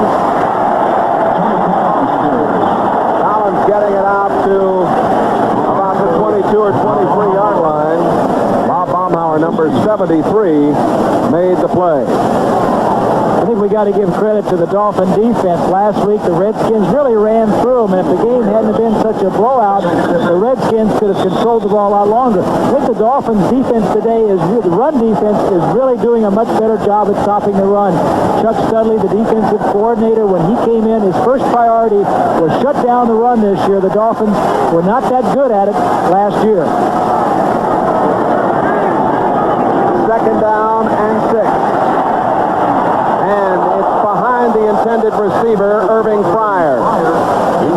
That pass might have been picked off by McNeil because Grogan threw it behind Fryer. Irving Fryer, 28. Number 1 draft choice in the draft this year. Miscommunication. Either he was looking the wrong way. Usually with an experienced quarterback like Grogan and a first-year player like Fryer, that will always be the fault of the young receiver because he's not where Grogan expects him to be. He hasn't been practicing, though. He's been injured most of training camp. Third down. He's had some cracked ribs. Ready to go today. Grogan on the run. Throwing and penalty marker goes down. Pass interference call at the 30-yard line. Paul Langford in the nickel for the Dolphins, number 44 against Derek Ramsey.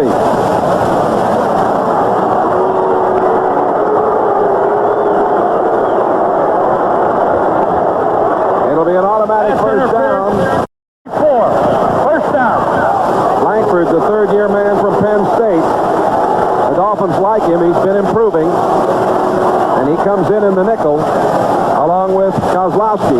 Yeah, I think the Patriots need to throw a little bit to loosen the run defense up for the Dolphins and then get back to the running game. There's plenty of time to win the game, 10 minutes to go in the third quarter, but I think they have to loosen them up a little. Collins gets the call over the 35 to the 37-yard line. He really hits the hole quickly. Mark Brown, number 51, who's had an outstanding afternoon for the Dolphins, made the tackle.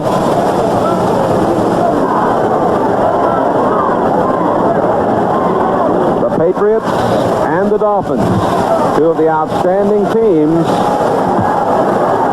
in the American Football Conference, going at it here.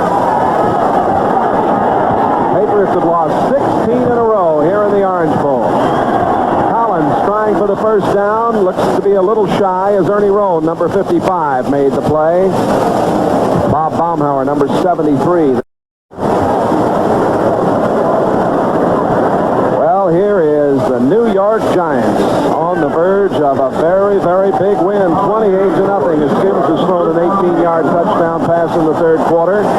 Philadelphia leading Minnesota 9-3 as McFadden has kicked a 49-yard field goal. It's 21-7 Dolphins. Third quarter with 8:45 to play. Tupu is in the lineup behind Grogan. 3rd and 1. Tupu gets the call, gets the first down, almost got outside for lots more.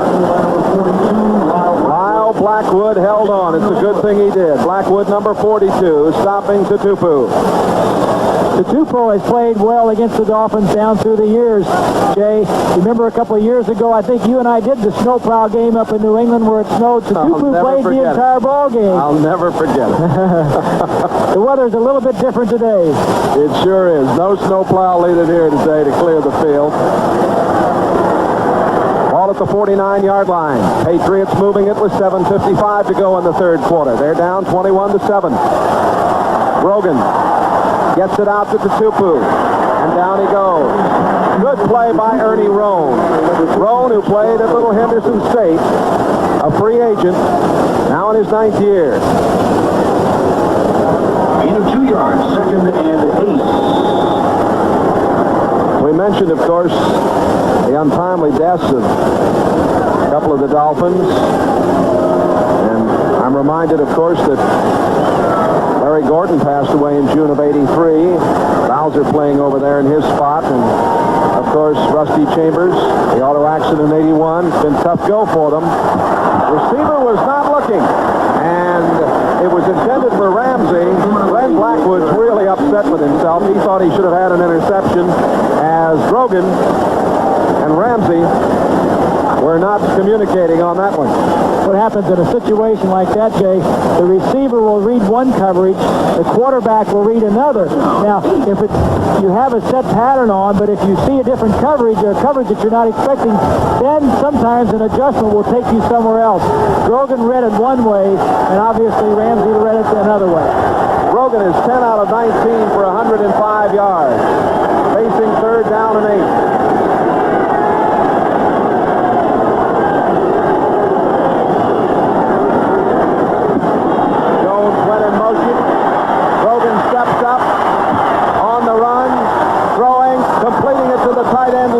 He was almost over the line of scrimmage when he got the pass away. He was very careful. You saw him slow down, make sure that he got that ball away before he got over the line of scrimmage. And Grogan combining with Dawson for a first down.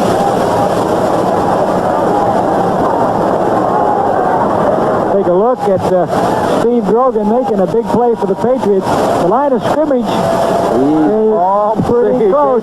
He went straight down the line once he got close. Those quarterbacks know what's going on, don't they? He was all right. First down for the Patriots. Grogan throwing. Intercepted. Coming back with it, Glenn Blackwood to the 40-yard line. Blackwood with his second interception of the afternoon, 15th of his career, third of the season. Blackwood is a big play man of the defensive secondary. He rides the tight end to the inside and then comes off into the lane where Grogan was throwing. Grogan never saw Glenn Blackwood. Big interception. We'll be right back. Miami leads it by 14. He's coming across. I think what happened, Crosby beat someone else's man because that can't be his man. He came all the way from the right side. He was just the closest guy to get there. This is the NB. WVIT Channel 30, New Britain, Hartford, Waterbury, New Haven. With Bob Greasy, Jay Randolph in the Orange Bowl. The Dolphins leading at 21-7, 6:53 to go, third quarter.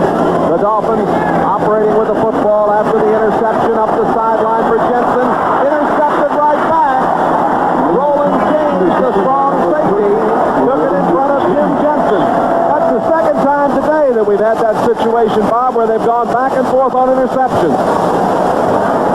Exactly right, Jay. And this time Marino forces it. He's got Jensen, the ex-quarterback, out there. He does an out and up, the little pump fake. James says, I'm not going to have any of that.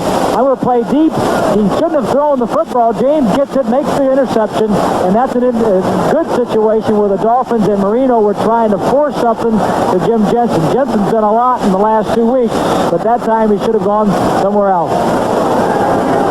6 minutes and 45 seconds left to play as we look at Roland James. James played at Tennessee, an All-American there. 15th career interception, a number 1 round draft pick. Mike Charles, 71, now at right end for the Dolphins. In motion, Cedric Jones, and the handoff going to Collins. 45, 47-yard line. Collins near a first down. Lyle Blackwood on the tackle. Let's go to New York, NFL 84. All right, Jay, the Patriots and the Dolphins continue to trade turnovers today. And in St. Louis, another impressive Cardinal drive led by Neil Lomax. Stump Mitchell off the right side. 8 plays, 53 yards. Cardinals are putting it on Buffalo. 31-0. They're threatening again. Well, the Big Red of St. Louis having a banner day. Bill Barnett, number 70, now in at the nose position for the Dolphins as Collins has a couple of yards to midfield. Grudzinski, number 59, on the tackle. That's Cleve Bryant giving the signals to Steve Grogan for the next play. Call that one, Jay. What do you whistle in there? The wig-wag system, huh? The belly could have been the formation, the hand signal could have been the play, and then he could have been telling him to go to a receiver if it's a pass. You spend more time learning those signals than you do practicing almost. Might have been asking for a curve on the outside of the plate. You never know. Grogan to the far sideline and right through the hands of Stephen Starring. And he's a little upset with himself. As Starring comes back into his huddle, we'll tell you that Collins is on target for a 100-yard day. Kansas City 14. Collins, 85 yards on 19 carries. Second quarter, Chicago Bears 27. Denver nothing. We get word that the precautionary x-rays taken on the knee problem of Andre Franklin are negative, but he will not return today. Third down and 8.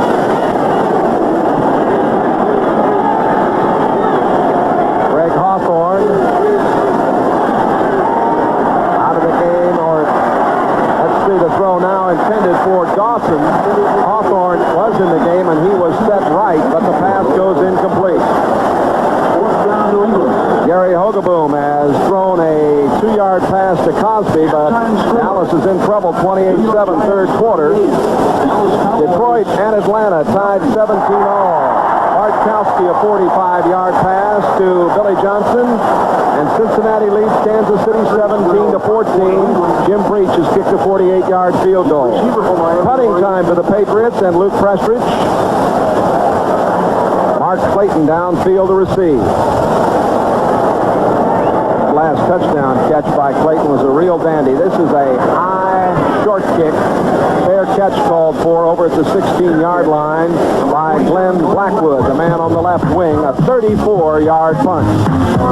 5:14 remaining third quarter, 21-7 Miami. Miami with the lead. Don Shula has a perfect record against the Patriots in Florida, 14-0 over the years. Shula and the NFL arrived here in 70.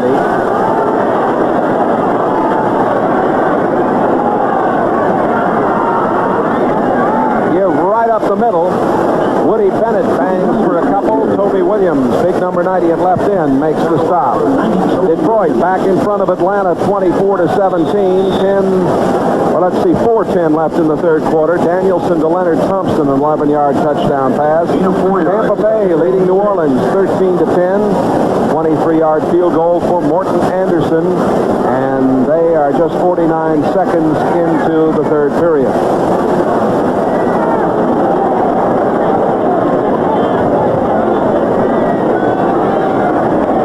Marino throws incomplete. Pass was thrown behind his intended receiver, Mark Duper. Duper, number 85, played at Northwest Louisiana State. He works out in the offseason with the Buffalo Bills quarterback, Joe Ferguson.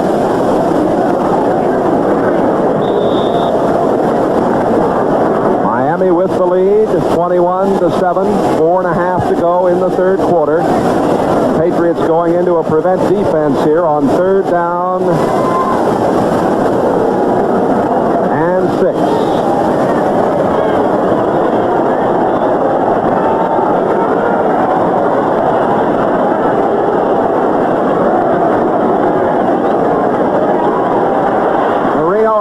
He had to bail out. That probably is about the most pressure that he's had today. Number 65, Doug Rogers, was on the move. Let's go to NFL 84 for an update to New York. All right, Jay, Riverfront Stadium, Todd Blackledge has brought the Chiefs back against Cincinnati. Carlos Carson beats Louis Breeden, 19-yard touchdown pass. It is 21-17 Kansas City, and a good one at Riverfront Stadium. And a good one here in Miami's Orange Bowl. The Dolphins leading at 21-7. Reggie Roby, averaged 43.1 as a rookie, led the nation his junior and senior years, and look at this one. All the way back to the 25-yard line. Fryer on the return, out of bounds along the 35-yard line. A penalty marker is down. 55-yard punt, 10-yard return, and the referee, Chuck Eberling, going to check it out. Roby's punt for 55 yards. There's that old illegal shove in the back. We have one or two of those in every game. One or two on every kicking Illegal block play. on the return, number 31. First down. Call goes against Fred Marion. Well, Bob, we send along our congratulations to Walter Payton, going past Jim Brown's combined yardage mark today. We'll take a timeout here in the Orange Bowl. Right in the middle of your screen there, Chuck Studley, the new defensive coordinator here. Bill Arnsparger, of course, now at LSU. First and 10 from the 29-yard line for the Patriots. Ramsey goes in motion. Grogan coming long to Fryer, downfield, and incomplete. Right there with Irving Fryer was William Judson. Judson did an excellent job, Bob, of staying with his man. Second down and 10. Judson has really been a big play man. Here we'll see it. Here's Fryer with all that 4-3 speed. He's just going to come straight down the field. You have man on man. Let's take a look. It ends up to be a jump ball, but Judson doing very well. Gets back with him. The ball is out there, maybe a little bit underthrown. I don't know, Jay. I think it was almost interception, but I think if the ball had been thrown further downfield, it would have been better for Fryer to try and make the reception. Right on. Second down and 10. Grogan straight back this time, in trouble. First sack of the day. Ernie Rowe, number 55, made the tackle. 55, Ernie Rowe. He's covering that man right there. He says, let me go ahead and blitz in if you're not going out. Gets in a good protection. The back just didn't stay in and block the linebacker. Ernie's had a tough training camp. Injuries, a torn quadricep muscle. Didn't get until the last preseason game. And he was bothered last year, of course. He never did quite get himself squared away. Third and 13. Dolphins up showing blitz. All those people at the line are linebackers and safeties. Now they're backing out.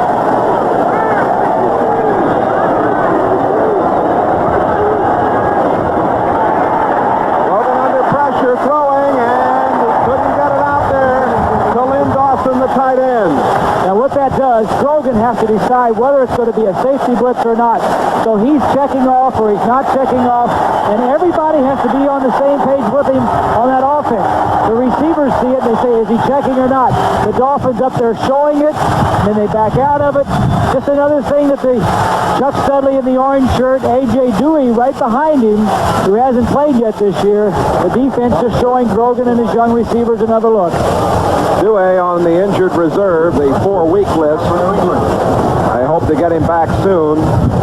Luke Prestridge to punt. Wind really swirling now in the stadium. Almost blocked. And a short kick. Somebody might have got a hand on it. Now it's getting a good bounce for the Patriots. It'll go down to the 32-yard line. 43-yard punt. Detroit leading Atlanta 24-17. Danielson to Thompson, an 11-yard touchdown pass. 7 over Buffalo as Ferguson has thrown one to Preston Denard for 22 yards. Kansas City leading Cincinnati 21-17. Blackledge a 19-yard pass to Carlos Carson. Tampa Bay 13, New Orleans 10. 23-yard field goal by Anderson in that one. Here it is 21-7. 3:20 to go, third quarter. The Dolphins with the football and the lead.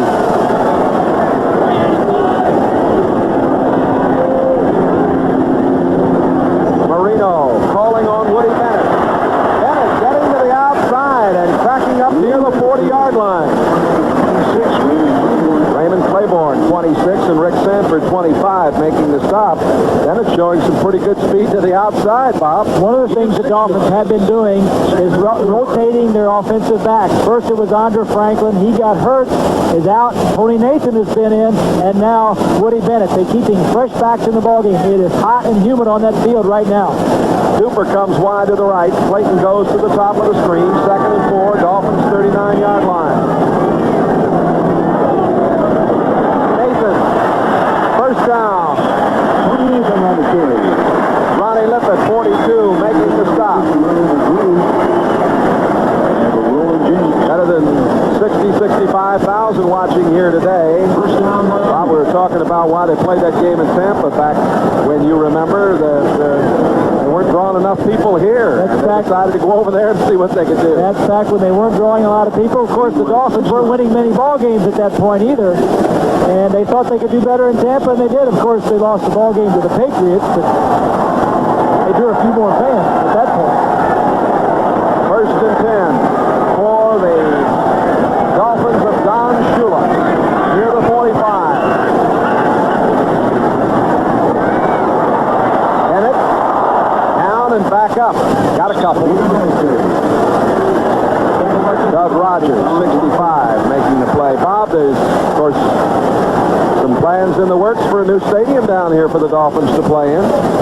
They've been talking about a new stadium for a long time. Joe Robbie, the owner of the Dolphins, has been the leader of that effort, and now he's set out to do it himself. He's got plans. He's got 40% of the boxes, the sky boxes, and the preferred seating sold, and he's going to try and do it on his own. It's a big task, but if anybody can do it, I'm sure he will. Plans to build at a place called Lake Lucerne that is north of Miami.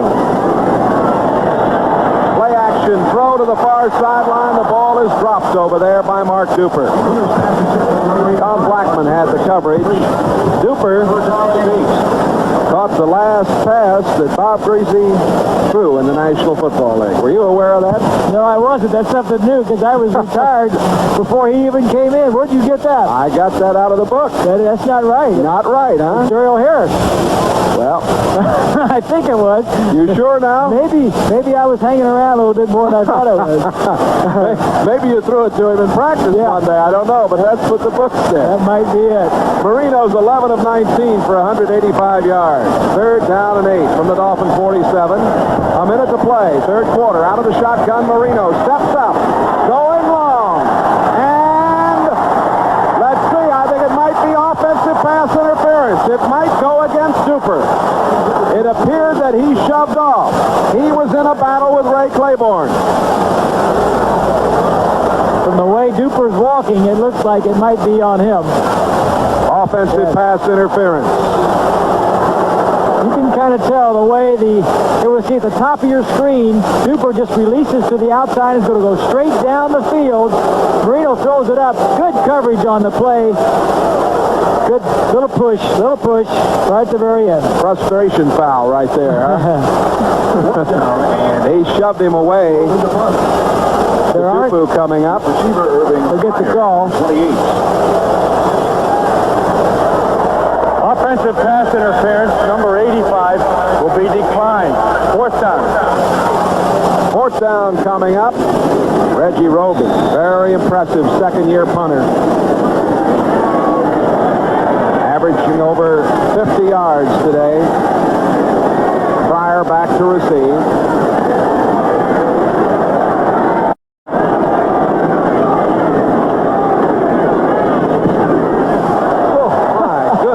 This one up over the stadium roof. There's no roof, but at the side of the stadium here. Great. Pryor with a fair catch. Took it in at the 20-yard line. 34-yard punt that time. Well, don't forget to join us on November the 10th. Hollywood Park. 7 races. $10 million up for grabs. The Breeders' Cup. Every race, the first of at least $1 million. The Super Bowl of horse racing. A turf happening right here on NBC, November the 10th, live from Hollywood Park. I think the players' salaries are a lot. How about how those horses are doing, Robert? Pretty good. They don't get to spend any of it. Pass is complete to Derek Ramsey. He crosses the 25. Brought down near the 29-yard line. The tackle made by Brzezinski, number 59. Ramsey's interesting, Jay. He's the H-back. He came over from the Raiders last year. The Patriots used him as a tight end. Now they're using him as an H-back. That is half a running back and a half a tight end. He was a quarterback at Kentucky and even played on the basketball team for a couple of years. You know he's got to be an outstanding athlete to be able to play on that basketball team. And a very good blocker, too. Jones going in motion. A handoff comes to Collins. Collins across the 30. Fumble. And do they rule it dead? I think they whistled it dead at the 32-yard line. It'll belong to the Patriots. John Hanna was there, popped down on it. Number 73, the gun sounds. That's the end of the third quarter. The score, the Dolphins 21, the Patriots 7. We'll be right back after these messages from your local station. C.J. Randolph, the Orange Bowl, a wonderful, wonderful afternoon here in South Florida. It's nice for you to say. You're up here in the shade. It's not so wonderful for those players out there. Yeah, I wouldn't mind going down and lounging by the pool or playing golf like you do down here every day of the week. Sure. You live in Florida, they think you play golf all year round, right? You're tough. You're tough. I need stroke. All right, we go to the fourth quarter, and Greg James is in there for the Patriots, number 32. Collins out of there. Brogan, right over the middle, penalty marker down. The pass complete to Ramsey, who got over the 35. He was upended by Glenn Blackwood, and Blackwood, number 47, made the play at the 37-yard line, but there is a marker down. Brogan now is 13 out of 26, depending on whether this one stands, and it doesn't, so he is 13 out of 26. 126 yards. Collins has 88 yards on 20 carries. He's not in there at the moment, although, let's see, he's just come back on now. Number 76, first down. The call went against the four-year man, number 1 draft pick from Stanford, Brian Holloway, played the Pro Bowl last year. I'll back it up to the 22-yard line. Patriots got to get something going. They're down 21-7.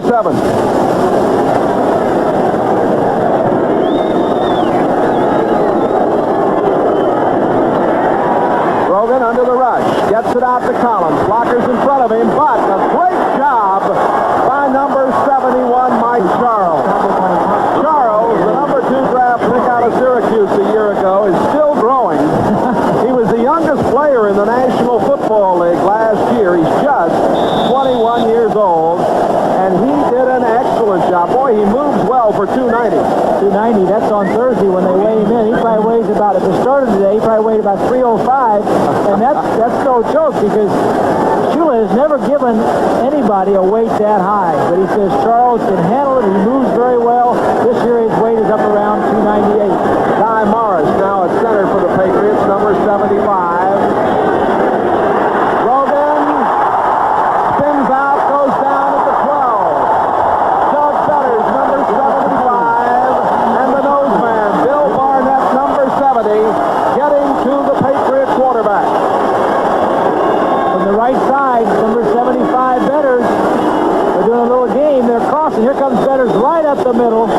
This is the situation where a quarterback says, I want to be in the booth. I don't want to be on the field. The exact thing Ron Mars said before the game he did not want to get into. Nickel situations against the 5 and 6 defensive backs and let the Dolphins tee off on their pass rush. Patriots allowed 2 sacks last week in their win at Orchard Park, New York over the Bills. Giving up 2 today. Third down and 30. A little screen out to Craig James. He's at the 15, out to the 19-yard line. Far short of the first down. Got a little of it back. You see James out of SMU. They have high hopes for him. But it's punting time again for the Patriots and a big hand for this defensive unit of the Dolphins.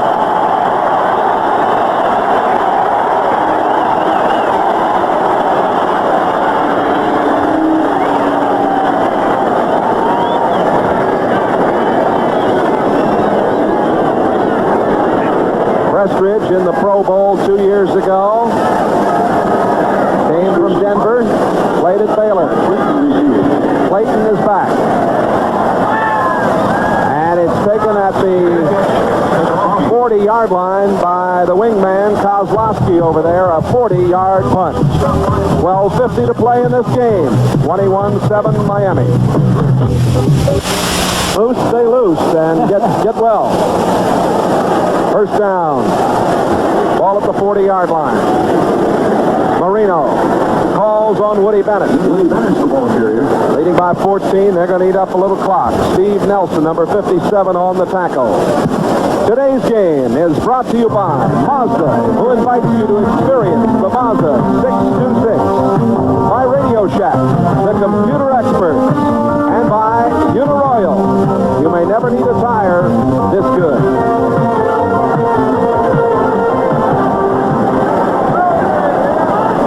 Second down and 8 for the Dolphins. Clayton going in motion. Marino to throw. Completing it out to the 47-yard line to Tony Nathan. Larry McGrew, number 50, the right inside linebacker, made the tackle. Nathan, nor Franklin made any catches last week, but they had a good time with Duper getting 6, with Clayton getting 3, with Johnson getting 3. Cephalo caught 1. Moore caught 1. There are the comparisons of the quarterbacks. 2 interceptions by Grogan have really been telling tale. The Dolphins turned one of them around for a quick touchdown. Marino now with 7 touchdowns in 2 games, and he might have had a third right there. Pass was a little high for Clayton to handle. He was on the dead run with Ronnie Lippett, and if he'd have been able to come up with it, he might have raced for the score. Like they had the right play called if he could have got to there. Well, the Patriots were in a blitz situation. They're going to have to be a little bit more aggressive. Now they're behind 14 points with 11 minutes to go, fourth quarter, so they got to come out of their deep zone, be a little bit more aggressive, and not let the Dolphins move it down the field on them. They need the football. Reggie Roby ready to punt again. Selected on the 6th round. Had a 64-yard punt as a rookie last year. Irving Pryor, downfield to receiver. High and short. Pryor calls for the fair catch at the 25. 27-yard punt. Penalty marker down. Penalty marker down at the 47-yard line. You see referee Chuck Heberling indicating illegal procedure against Miami. Ronnie Meyer was very high on Irving Pryor. Illegal formation, offense. The penalty will be refused. It's first down. They're not going to give Roby another chance to punt that ball. They'll take it and try to move with it from there. But Ronnie Meyer says Irving Pryor is something really special. A lot of speed. He's going to be a good receiver. He played, well, the last game he played for the University of Nebraska was on the Orange Bowl surface. He lost that ball game, but when he learns the wide receiver routes in the National Football League, he's going to be very good. We'll be right back. Bothered by a hamstring. They missed him out there running the routes. See him stretching there. He may be getting into this one. First and 10 to go for the Patriots. Down 21-7. Grogan over the middle, and it's complete. That's Derek Ramsey. As Bob told you, Ramsey came from the Raiders to trade for Don Hasselbeck. The gain out over the 30-yard line. Chicago 27-0 over Denver. Matt Suey has just scored on a 4-yard run. The Giants leading 28-7. Another action. 24 all. Detroit and Atlanta tied up. St. Louis winning big over Buffalo. Kansas City leading St. Louis. Tampa Bay still with the lead over New Orleans, and Philadelphia 12-3 over Minnesota. Ramsey comes in motion. Grogan going long, and too long. Stephen Starring, the intended receiver. The coverage, William Judson. Grogan really misses Stanley Morgan. We had a shot of Morgan a couple plays ago. Pulled hamstring muscle, hasn't played in the last 3 ball games, and a veteran like Grogan looks for a veteran like Stanley Morgan. Morgan runs good routes. Morgan knows where the seams are. And the key is the quarterback, Grogan knows where he's going to be. He's throwing to a lot of young receivers. Irving Pryor in his first year, Stephen Starring in his second year, Cedric Jones. It really helps the quarterback to have those veteran receivers in the ball game. He's the all-time leading receiver, of course, for the Patriots. Batted down. And I think it was Tim Beaucamper.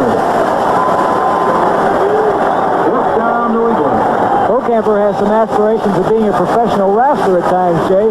He'll be in the locker room on a Tuesday, and he does a pretty good imitation, by the way. I know he attends the wrestling matches down here on occasion. I'm sure some promoters are hanging around saying we'll be happy to put you in there. Prestridge, a 39-yard average on 7 punts, as long as 43 today, and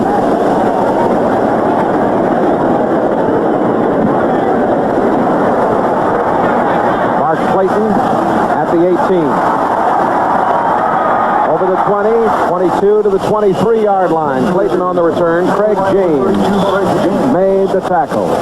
10 minutes, 15 seconds remaining to be played. Miami 21, New England Patriots 7. The great cars of Europe priced out of reach until now. Renault bridges the gap between European technology and affordability. Renault Alliance, a highly acclaimed, smooth, quiet ride, and sedan comfort for 5. Renault Alliance, fuel injected, fuel efficient. European technology from Renault, Europe's leading car maker. 6161, built in America and affordable. There's Foster, the left guard, third-year man. First player from USC ever selected for the Dolphins. Number 1. First and 10 from the 24-yard line. And it is Woody Bennett getting the call. Again, they'll try to eat up a little clock, will the Patriots. Toby Williams, number 90, making the tackle. Number 61, Roy Foster. Foster, first-round draft choice, comes around, gets a good block on McGrew, the linebacker, number 50. Foster is taking the place of a legend in Miami. Bob Kuchenberg is out for the season with an injury to his eye. Will probably not be back this year for sure, and maybe never play again. Now the Cooch has been a great one on 2nd and 7 over the middle, and over the 35. It's Dan Johnson, the tight end. He made a nice move. Fred Marion made the tackle, number 31. Johnson, injured reserve in 82. Caught 3 in the opener for 17 yards against the Skins. Foster to your right of your screen, little protection. It's really a quick screen to the right side. Marino has the option to dump it to the tight end if he wants, and that time he took that option. But talking about Foster, Jay, you know, he really has a big job to fill. Kuchenberg has played in every postseason game the Dolphins have ever been in. And that goes back a long way. Yes, indeed. Tremendous tradition there. Falling down with the football, Tony Nathan. He could have got more. He slipped and went down as he just got over the 40-yard line. Hopping down on him was Nelson, 57, and Kenneth Sims, 77. Philadelphia, a 2-point lead over Minnesota in the fourth quarter, 13-32. Alfred Anderson, a 20-yard pass. Tommy Kramer.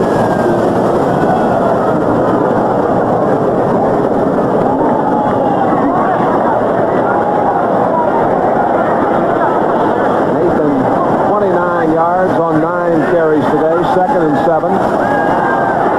Marino to the far sideline, and it's complete. At the 49-yard line, Mark Clayton, Ronnie Lippin, number 42, making the tackle, a 10-yard pickup. Bob, there's a cloud that hangs over the head of the Patriots when they come down here. I guess it's really become a jinx for them. Well, that is really, like you said earlier, a monkey they've had on their back that they would like to get off of it. And people ask me why does one team win and another, and it's really, you know, the weather is a little bit different here. It's always hot and humid. Usually in New England it's cold. You have the crowd that's intimidating. The fields are different, grass here, but it's really hard to explain. The players can't explain it, and I really didn't do a very good job either. Well, you get a little psyched out, I guess, huh? Well, there's no question. Nathan getting near midfield. Marino today is 13 of 22 and 201 yards. The Sims has got the football, but they're going to bring it back. He's pleading his case, but he's going to lose this one. He can take that one all the way to the Supreme Court and never have a shot. no question there is some psychological warfare going on. And when the Patriots come down here, they think somehow they're going to probably get beat by the Dolphins. And when the Dolphins go to Foxborough, where they've lost 7 of their last 8 games, they say, well, we'll play well, maybe we'll win, but something always happens to go the other way. So, you know, the Dolphins beat the Buffalo Bills 20 times in a row, and who knows why. It was 7-7 at half. The Dolphins lead at 21-7. 6.5 to play. Marino downfield, and by Johnson. Johnson, a sliding catch in front of Fred Marion, a 28-yard pickup. And this fellow's been very impressive today. The designed rollout, 57, as you see Stevenson and 79 Geisler out there for protection purposes. Gets him outside the pocket. A good throw running to his left and a good catch by Johnson. Wonderful pictures provided by our director, Harry Coyle, and his fine crew here in the Orange Bowl. Our entire group headed up by Roy Abraham today, and hope you're enjoying the action wherever you are. Going wide to the right is Mark Clayton.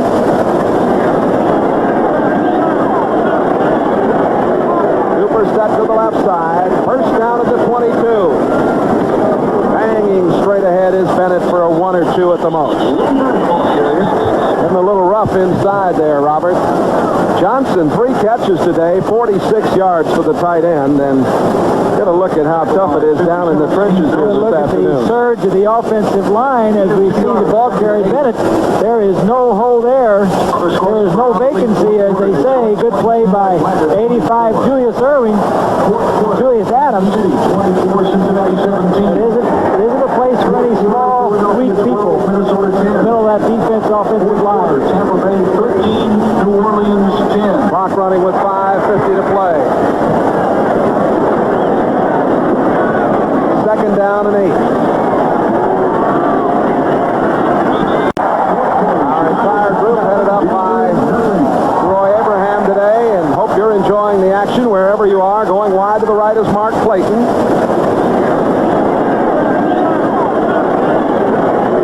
Cooper step to the left side. First down at the 22. Banging straight ahead is Bennett for a 1 or 2 at the most. Getting a little rough inside there, Robert. Johnson, 3 catches today, 46 yards for the tight end, and get a look at how tough it is down in the trenches here this afternoon. The surge of the offensive line as we see the ball carry Bennett. There is no hole there. There is no vacancy, as they say. Good play by 85 Julius Adams. It isn't a place for any small, weak people in the middle of that defense offensive line. Tampa Bay 13, New Orleans 10. Clock running with 5:50 to play. Second down and 8. Marino. Penalty marker, a whistle. Too much time. The whistle sounded apparently just as the ball was snapped. First time we've had this call against either side today. There's Don Shula. 5 teams in the Super Bowl. His 72 team won Super Bowl 8. Beat Washington. 73 team won number 8. Son Michael, busy weekend for the Shulas. His wife Dorothy went up to the University of Alabama, where his son Michael is quarterback for the Alabama Crimson Tide, and his other son, his oldest son David, is in the press box as assistant coach for the Miami Dolphins, and so it's a family affair for the Shulas. Got a question I want to ask you about one of Shula's teams, and I'll do that in a moment. Second down and 13, and again the whistle, and flags are thrown. Flag on the play.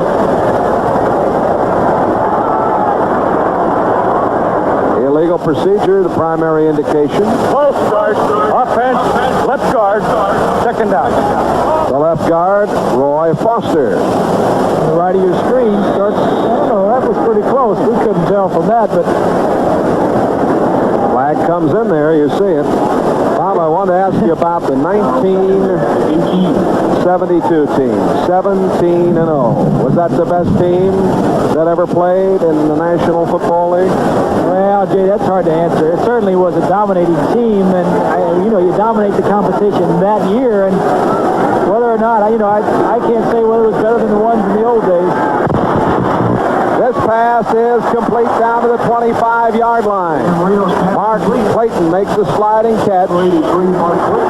Miami now has been charged with 7 penalties for 51 yards. The Dolphins are the least penalized team in the NFL historically. I think Ronnie Lippett, number 42, has had enough of Mark Clayton. They were having a little bit of a shoving match, but that has been where the Dolphins have done their damage through the air. Raymond Claiborne, their all-pro, was covering Mark Duper all day, and Clayton and Lippett has been the area where the Dolphins have done their damage. Duper goes wide to the right.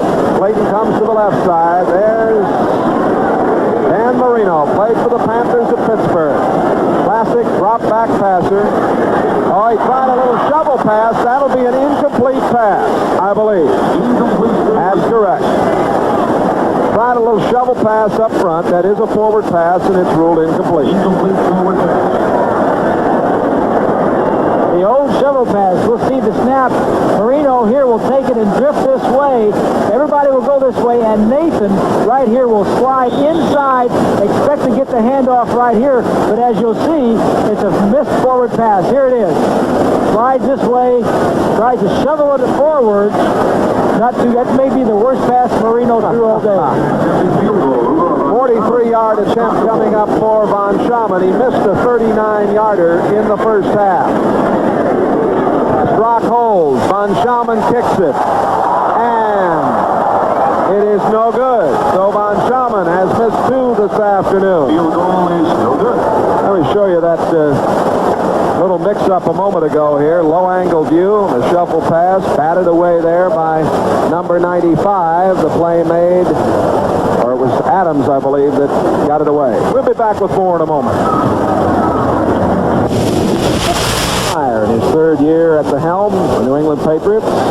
Some people feel Jay, he's got a little pressure on him this year, more so than the last 2 years because of the talent that the Patriots have on their ball club. Dick Steinberg has gone out and gotten a lot of new players. They really have a lot of good players. Pat Sullivan says this is the year. There's more optimism around the Patriot team than there has been, well, they said since 1775. All right. This pass goes complete to Collins, and he is out to the 33-yard line, short of the first down. Blackledge fumbled out of the end zone. 2 points for Cincinnati on a safety. Kansas City still leading at 24-19. Here's another one to Collins.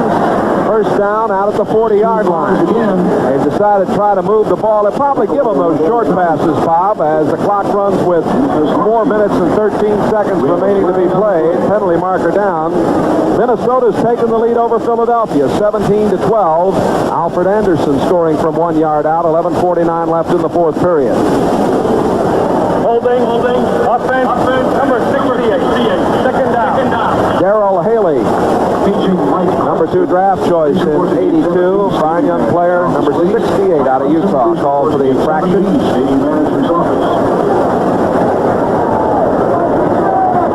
Next Sunday,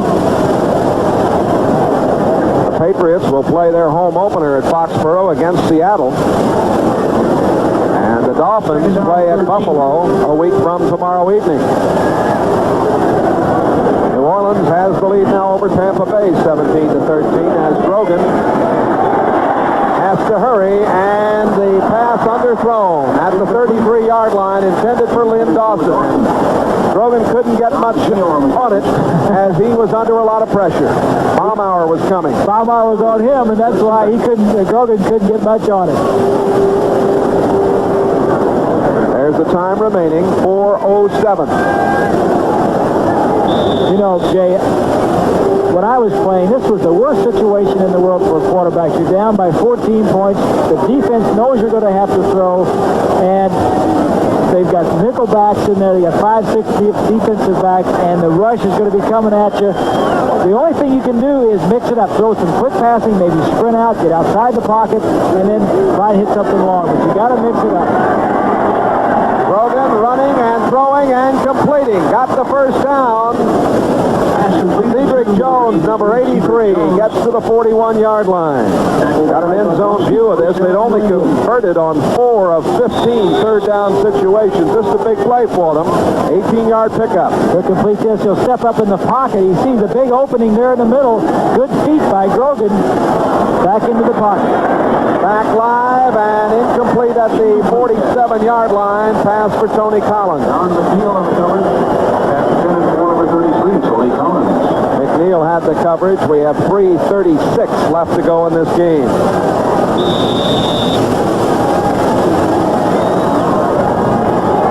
The Patriots really haven't done anything the second half. Their first 2 possessions were a fumble and an interception, and then the next 3 or 4 were punts. That's not to say they can't go down and score a touchdown here, maybe try an onside kick. You never know. Sometimes the last 2 possessions of the ball game are the ones you do business with. Well, you had to like the way they marched down the field 90 yards in the waning moments of the first half to tie it. Since then, they haven't had much going. Down the middle, complete. Derek Ramsey high into the air to make the catch at the 27-yard line. He had a crowd around him, a 37-yard pickup first down. Clock running with 3:15 to go in the game. Excellent throw by Grogan and a good catch by Ramsey. Grogan again. Now it's intercepted. Back they come. Kozlowski, the extra man. It's Judson. And that is Judson for the touchdown. Kozlowski lateraled it off to Judson. And that turned it around. There is a penalty marker down. Back at the 29-yard line. Flag back at the 29. This big crowd hasn't seen it yet.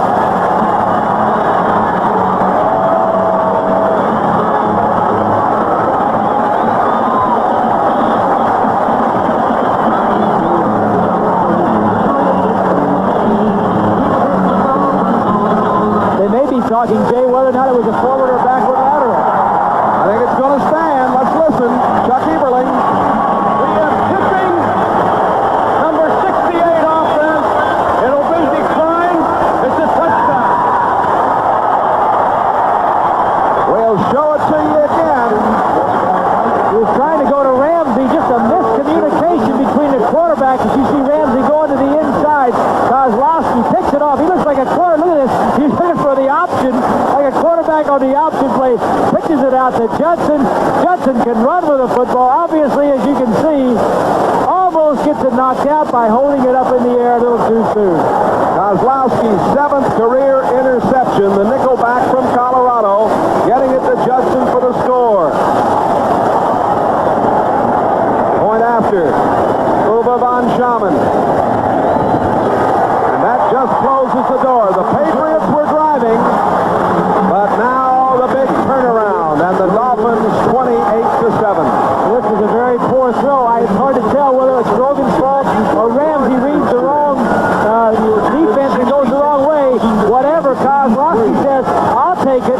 Kozlowski immediately starts looking for somebody lateral to. He's looking out right now. I'll tell you what, if Schuler would have seen that on a close ball game and him looking at lateral, he would have been all over Kozlowski. But since they're up 14 and the play works, he's going to have a lot of fun with this tomorrow. Well, I'm sure he'll have some fun with it. He also may suggest to Judson that he doesn't hold that ball up out there around the 15-yard line. That's a good point, and I'm sure that will be said in the film. Don Shula's Dolphins, 28-7 now.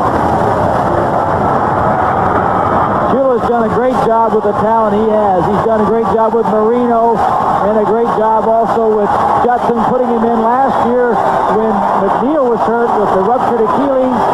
Done a good job with Jensen, moving him around. We saw him throw a touchdown pass today. He caught 2 touchdowns last week. Shula is just a master at moving people around and getting the most out of them. Von Schaman kicks off. John Williams coming out with it at the 10, 15, 20, 25 to the 26-yard line. A nice return. Eflin made the stop, a 28-yard return. Want you to stay with us now. The second half of our National Football League doubleheaders coming up on NBC Sports. Many of you see San Diego and Seattle.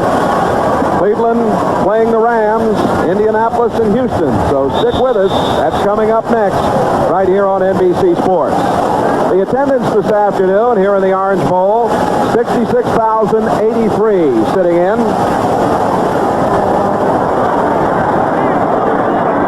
28-7 Dolphins.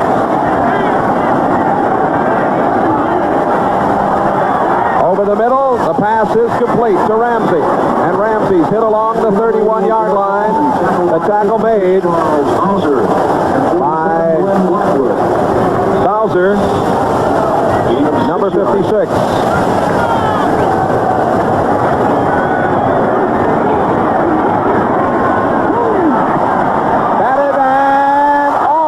Intercepted. Doug Fetters made a big play to get that ball as Bocamper batted it. There's a penalty marker down. The Dolphins in this second half have really controlled the line of scrimmage offensively and defensively. Exactly, Jay, and that's what we said at the top.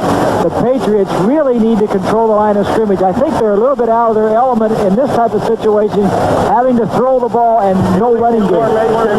Offense, left side, not on the line of scrimmage. Decline. Third down. Third down. The Dolphins have been able to rush the passer, control the line of scrimmage, take the rushing game away from the Patriots, and force them to throw. When New England is at its best offensively, they are running first and throwing second. The last 2 years, they have been in the top 5 in the NFL in rushing stats. Third down and 4. A little delay to Craig James. He's got the first down out at the 37. Brogan 19 of 39 today for 205 yards for Ron Meyer's club.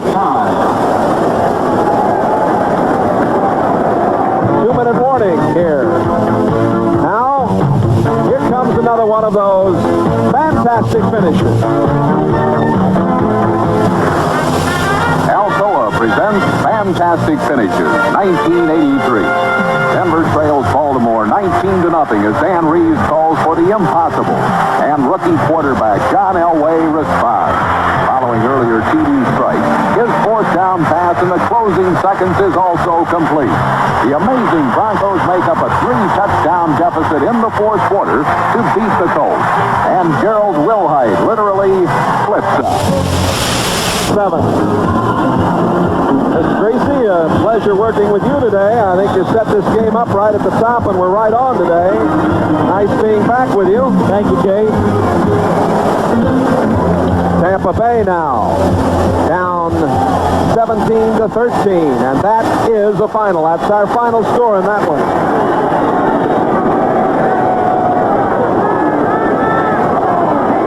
Logan steps up on the run. Down he goes. Third sack of the day. Bocamper, 58. Mike Charles, 71. The Dolphins have really gotten with it here in the second half. 2 yards, second and 8. Second down and 8. Clock running with 1:35 to play. And the pass complete out to the 39-yard line to Lynn Dawson. No, now they call it off. Incomplete. Call made. Incomplete by Dale Oram. The line judge, Dawson is hurting. Lynn Dawson. He was a real find, an 8th-round pick in 81. Ron O'Neill. He and Ron Wooten, Jay, grew up together in North Carolina and went to school together in high school, and then they parted ways. One went to North Carolina State, and the other went to North Carolina, and with a rivalry like that, they wouldn't be very good buddies through college, but then they end up back at the Patriots blocking on the same offensive line. Well, we want to thank our entire crew here today and remind you to stay tuned for the second half of the doubleheader. The executive producer of NBC Sports is Michael Weissman. Coordinating producer of NBC's NFL telecast, Ted Nathanson. Today's game has been produced by Ralph Abraham and directed by the veteran Harry Coyle. NFL 84 produced by John Filippelli and directed by Bucky Gunn. Tom Roy, the update producer. Thanks to the crew here in the booth, spotters and statisticians and all the gang, and to the thinking man's quarterback himself, the old man from Purdue. Enjoyed working with you, Jay. Thank you, Robert. Don Shula, got to be pleased. He looks ahead now at that Buffalo game a week from tomorrow night. The Bills lost to New England 21-17 last Sunday. They are taking it on the chin at St. Louis today. The Patriots home opener again against the Seattle Seahawks next Sunday. Kurt Warner has been lost, but Franco Harris is now on board. And after being on the road for 2 weeks, the opening 2 weeks, it'll be nice for the Patriots to get back home to the friendly confines of Sullivan Stadium, Foxborough, Mass. Grogan straight back, in trouble, throwing and completing it to Cedric Jones. Jones gets across the 50-yard line. Brought down on the play by Charlie Bowser. We pause briefly now for station identification. This is the NBC Television Network. WVIT Channel 30, New Britain, Hartford, Waterbury, New Haven. With Bob Greasy, Jay Randolph. You've been watching the Miami Dolphins win their 17th consecutive game here in Florida over the Patriots. San Diego and Seattle, Cleveland and the Rams, Indianapolis and Houston. Some of you will be seeing that action coming right up the second half of the NFL doubleheader here on NBC this afternoon. And the NFL 84 crew will be updating you throughout the afternoon on what's going on around the league on this, the second Sunday of the 1984 season. Hot afternoon down there, Robert. That's a big fan that Clayton is standing. He's got an ice pack on his neck and a little air conditioning. Put the ice and let the air blow over it. Cooling it off down there. Clayton was a big addition to that starting lineup. Of course, when you do that, you have Duper on one side and Clayton on the other. You put Nat Moore and Jimmy Cephalo on the bench, and those are two veteran wide receivers that the Dolphins have used throughout the years to win a lot of football games. So the Dolphins are very deep at wide receiver. New England's total rushing offense, except for 19 yards today by Tatupu and James, has all come from Collins. That's, of course, the one-back system. Collins had a good day, but he needed... It makes you wonder, too, Jay, about the Patriots have all those good wide receivers and a lot of good running backs. They must think very highly of Derek Ramsey to go to the two tight end offense. Well, and of course, they miss Morgan. We mentioned that again. Penalty marker is down as Grogan freelances, and it's intercepted. That's Don McNeil with the interception at the 10-yard line. And I think it'll be a holding call against the Patriots. Holding against New England. So the Dolphins are going to have the football with 1:10 to play, and Grogan has had a tough second half. He's had a tough day. It hasn't been his type of game. He is strongest when he gets the running game going and can pick and choose his spots when to throw. It's tough for anybody to come from behind when you're this far behind and have to throw the football. That obviously was underthrown, but still, it's a very tough situation for any quarterback. 4 interceptions for Grogan. And, of course, this club has to face Seattle next week. They'll have to get it together. Getting home, as you mentioned, Bob, will be helpful to them. Certainly will. Of course, I'd like to see it with more balance. They're so heavy towards running the football. I'd like to see them have a passing situation, the passing formations where they can just come out and throw the football. Well, they'd like to get Morgan back. Yeah, that's true. That is very true. And like we said, if once they get now in the middle of the season, toward the end of the season, when they've got Morgan and Fryer and Storing and all these people healthy, and they've got Collins coming out of the backfield along with James. James has been nicked. They've got a lot of exciting players on that offense. It was 7-7 at halftime as the Patriots tied it up in the final minute, and it's been all Dolphins. Don Shula's club has put 21 points on the board in the second half. 28-7 is going to be our final. The clock running with 30 seconds remaining as Marino will just take this ball and go to one knee. And the Dolphins have won their 23rd game in this series against 13 defeats. In this, the 36th meeting. And the Patriots are now 1-17 at the Orange Bowl. You see the players down there talking, maybe just kind of patting each other around. I'm sure the Patriots are saying, well, you got us, but listen, we'll see you in Foxborough. I hope the weather is nice and cool. We'll get even with you in Foxborough because that's been the way the series has gone. Home sweet home. When you're home, you win. Ron Meyer's Patriots go down to defeat to the Dolphins. Final score, 28-7. In a moment, we'll continue a review of the action of today's game. The victory, 28-7. Well, Jay, I think like we said during the broadcast, they finally got control of the line of scrimmage. Maybe the Patriots were wore down a little bit by the heat.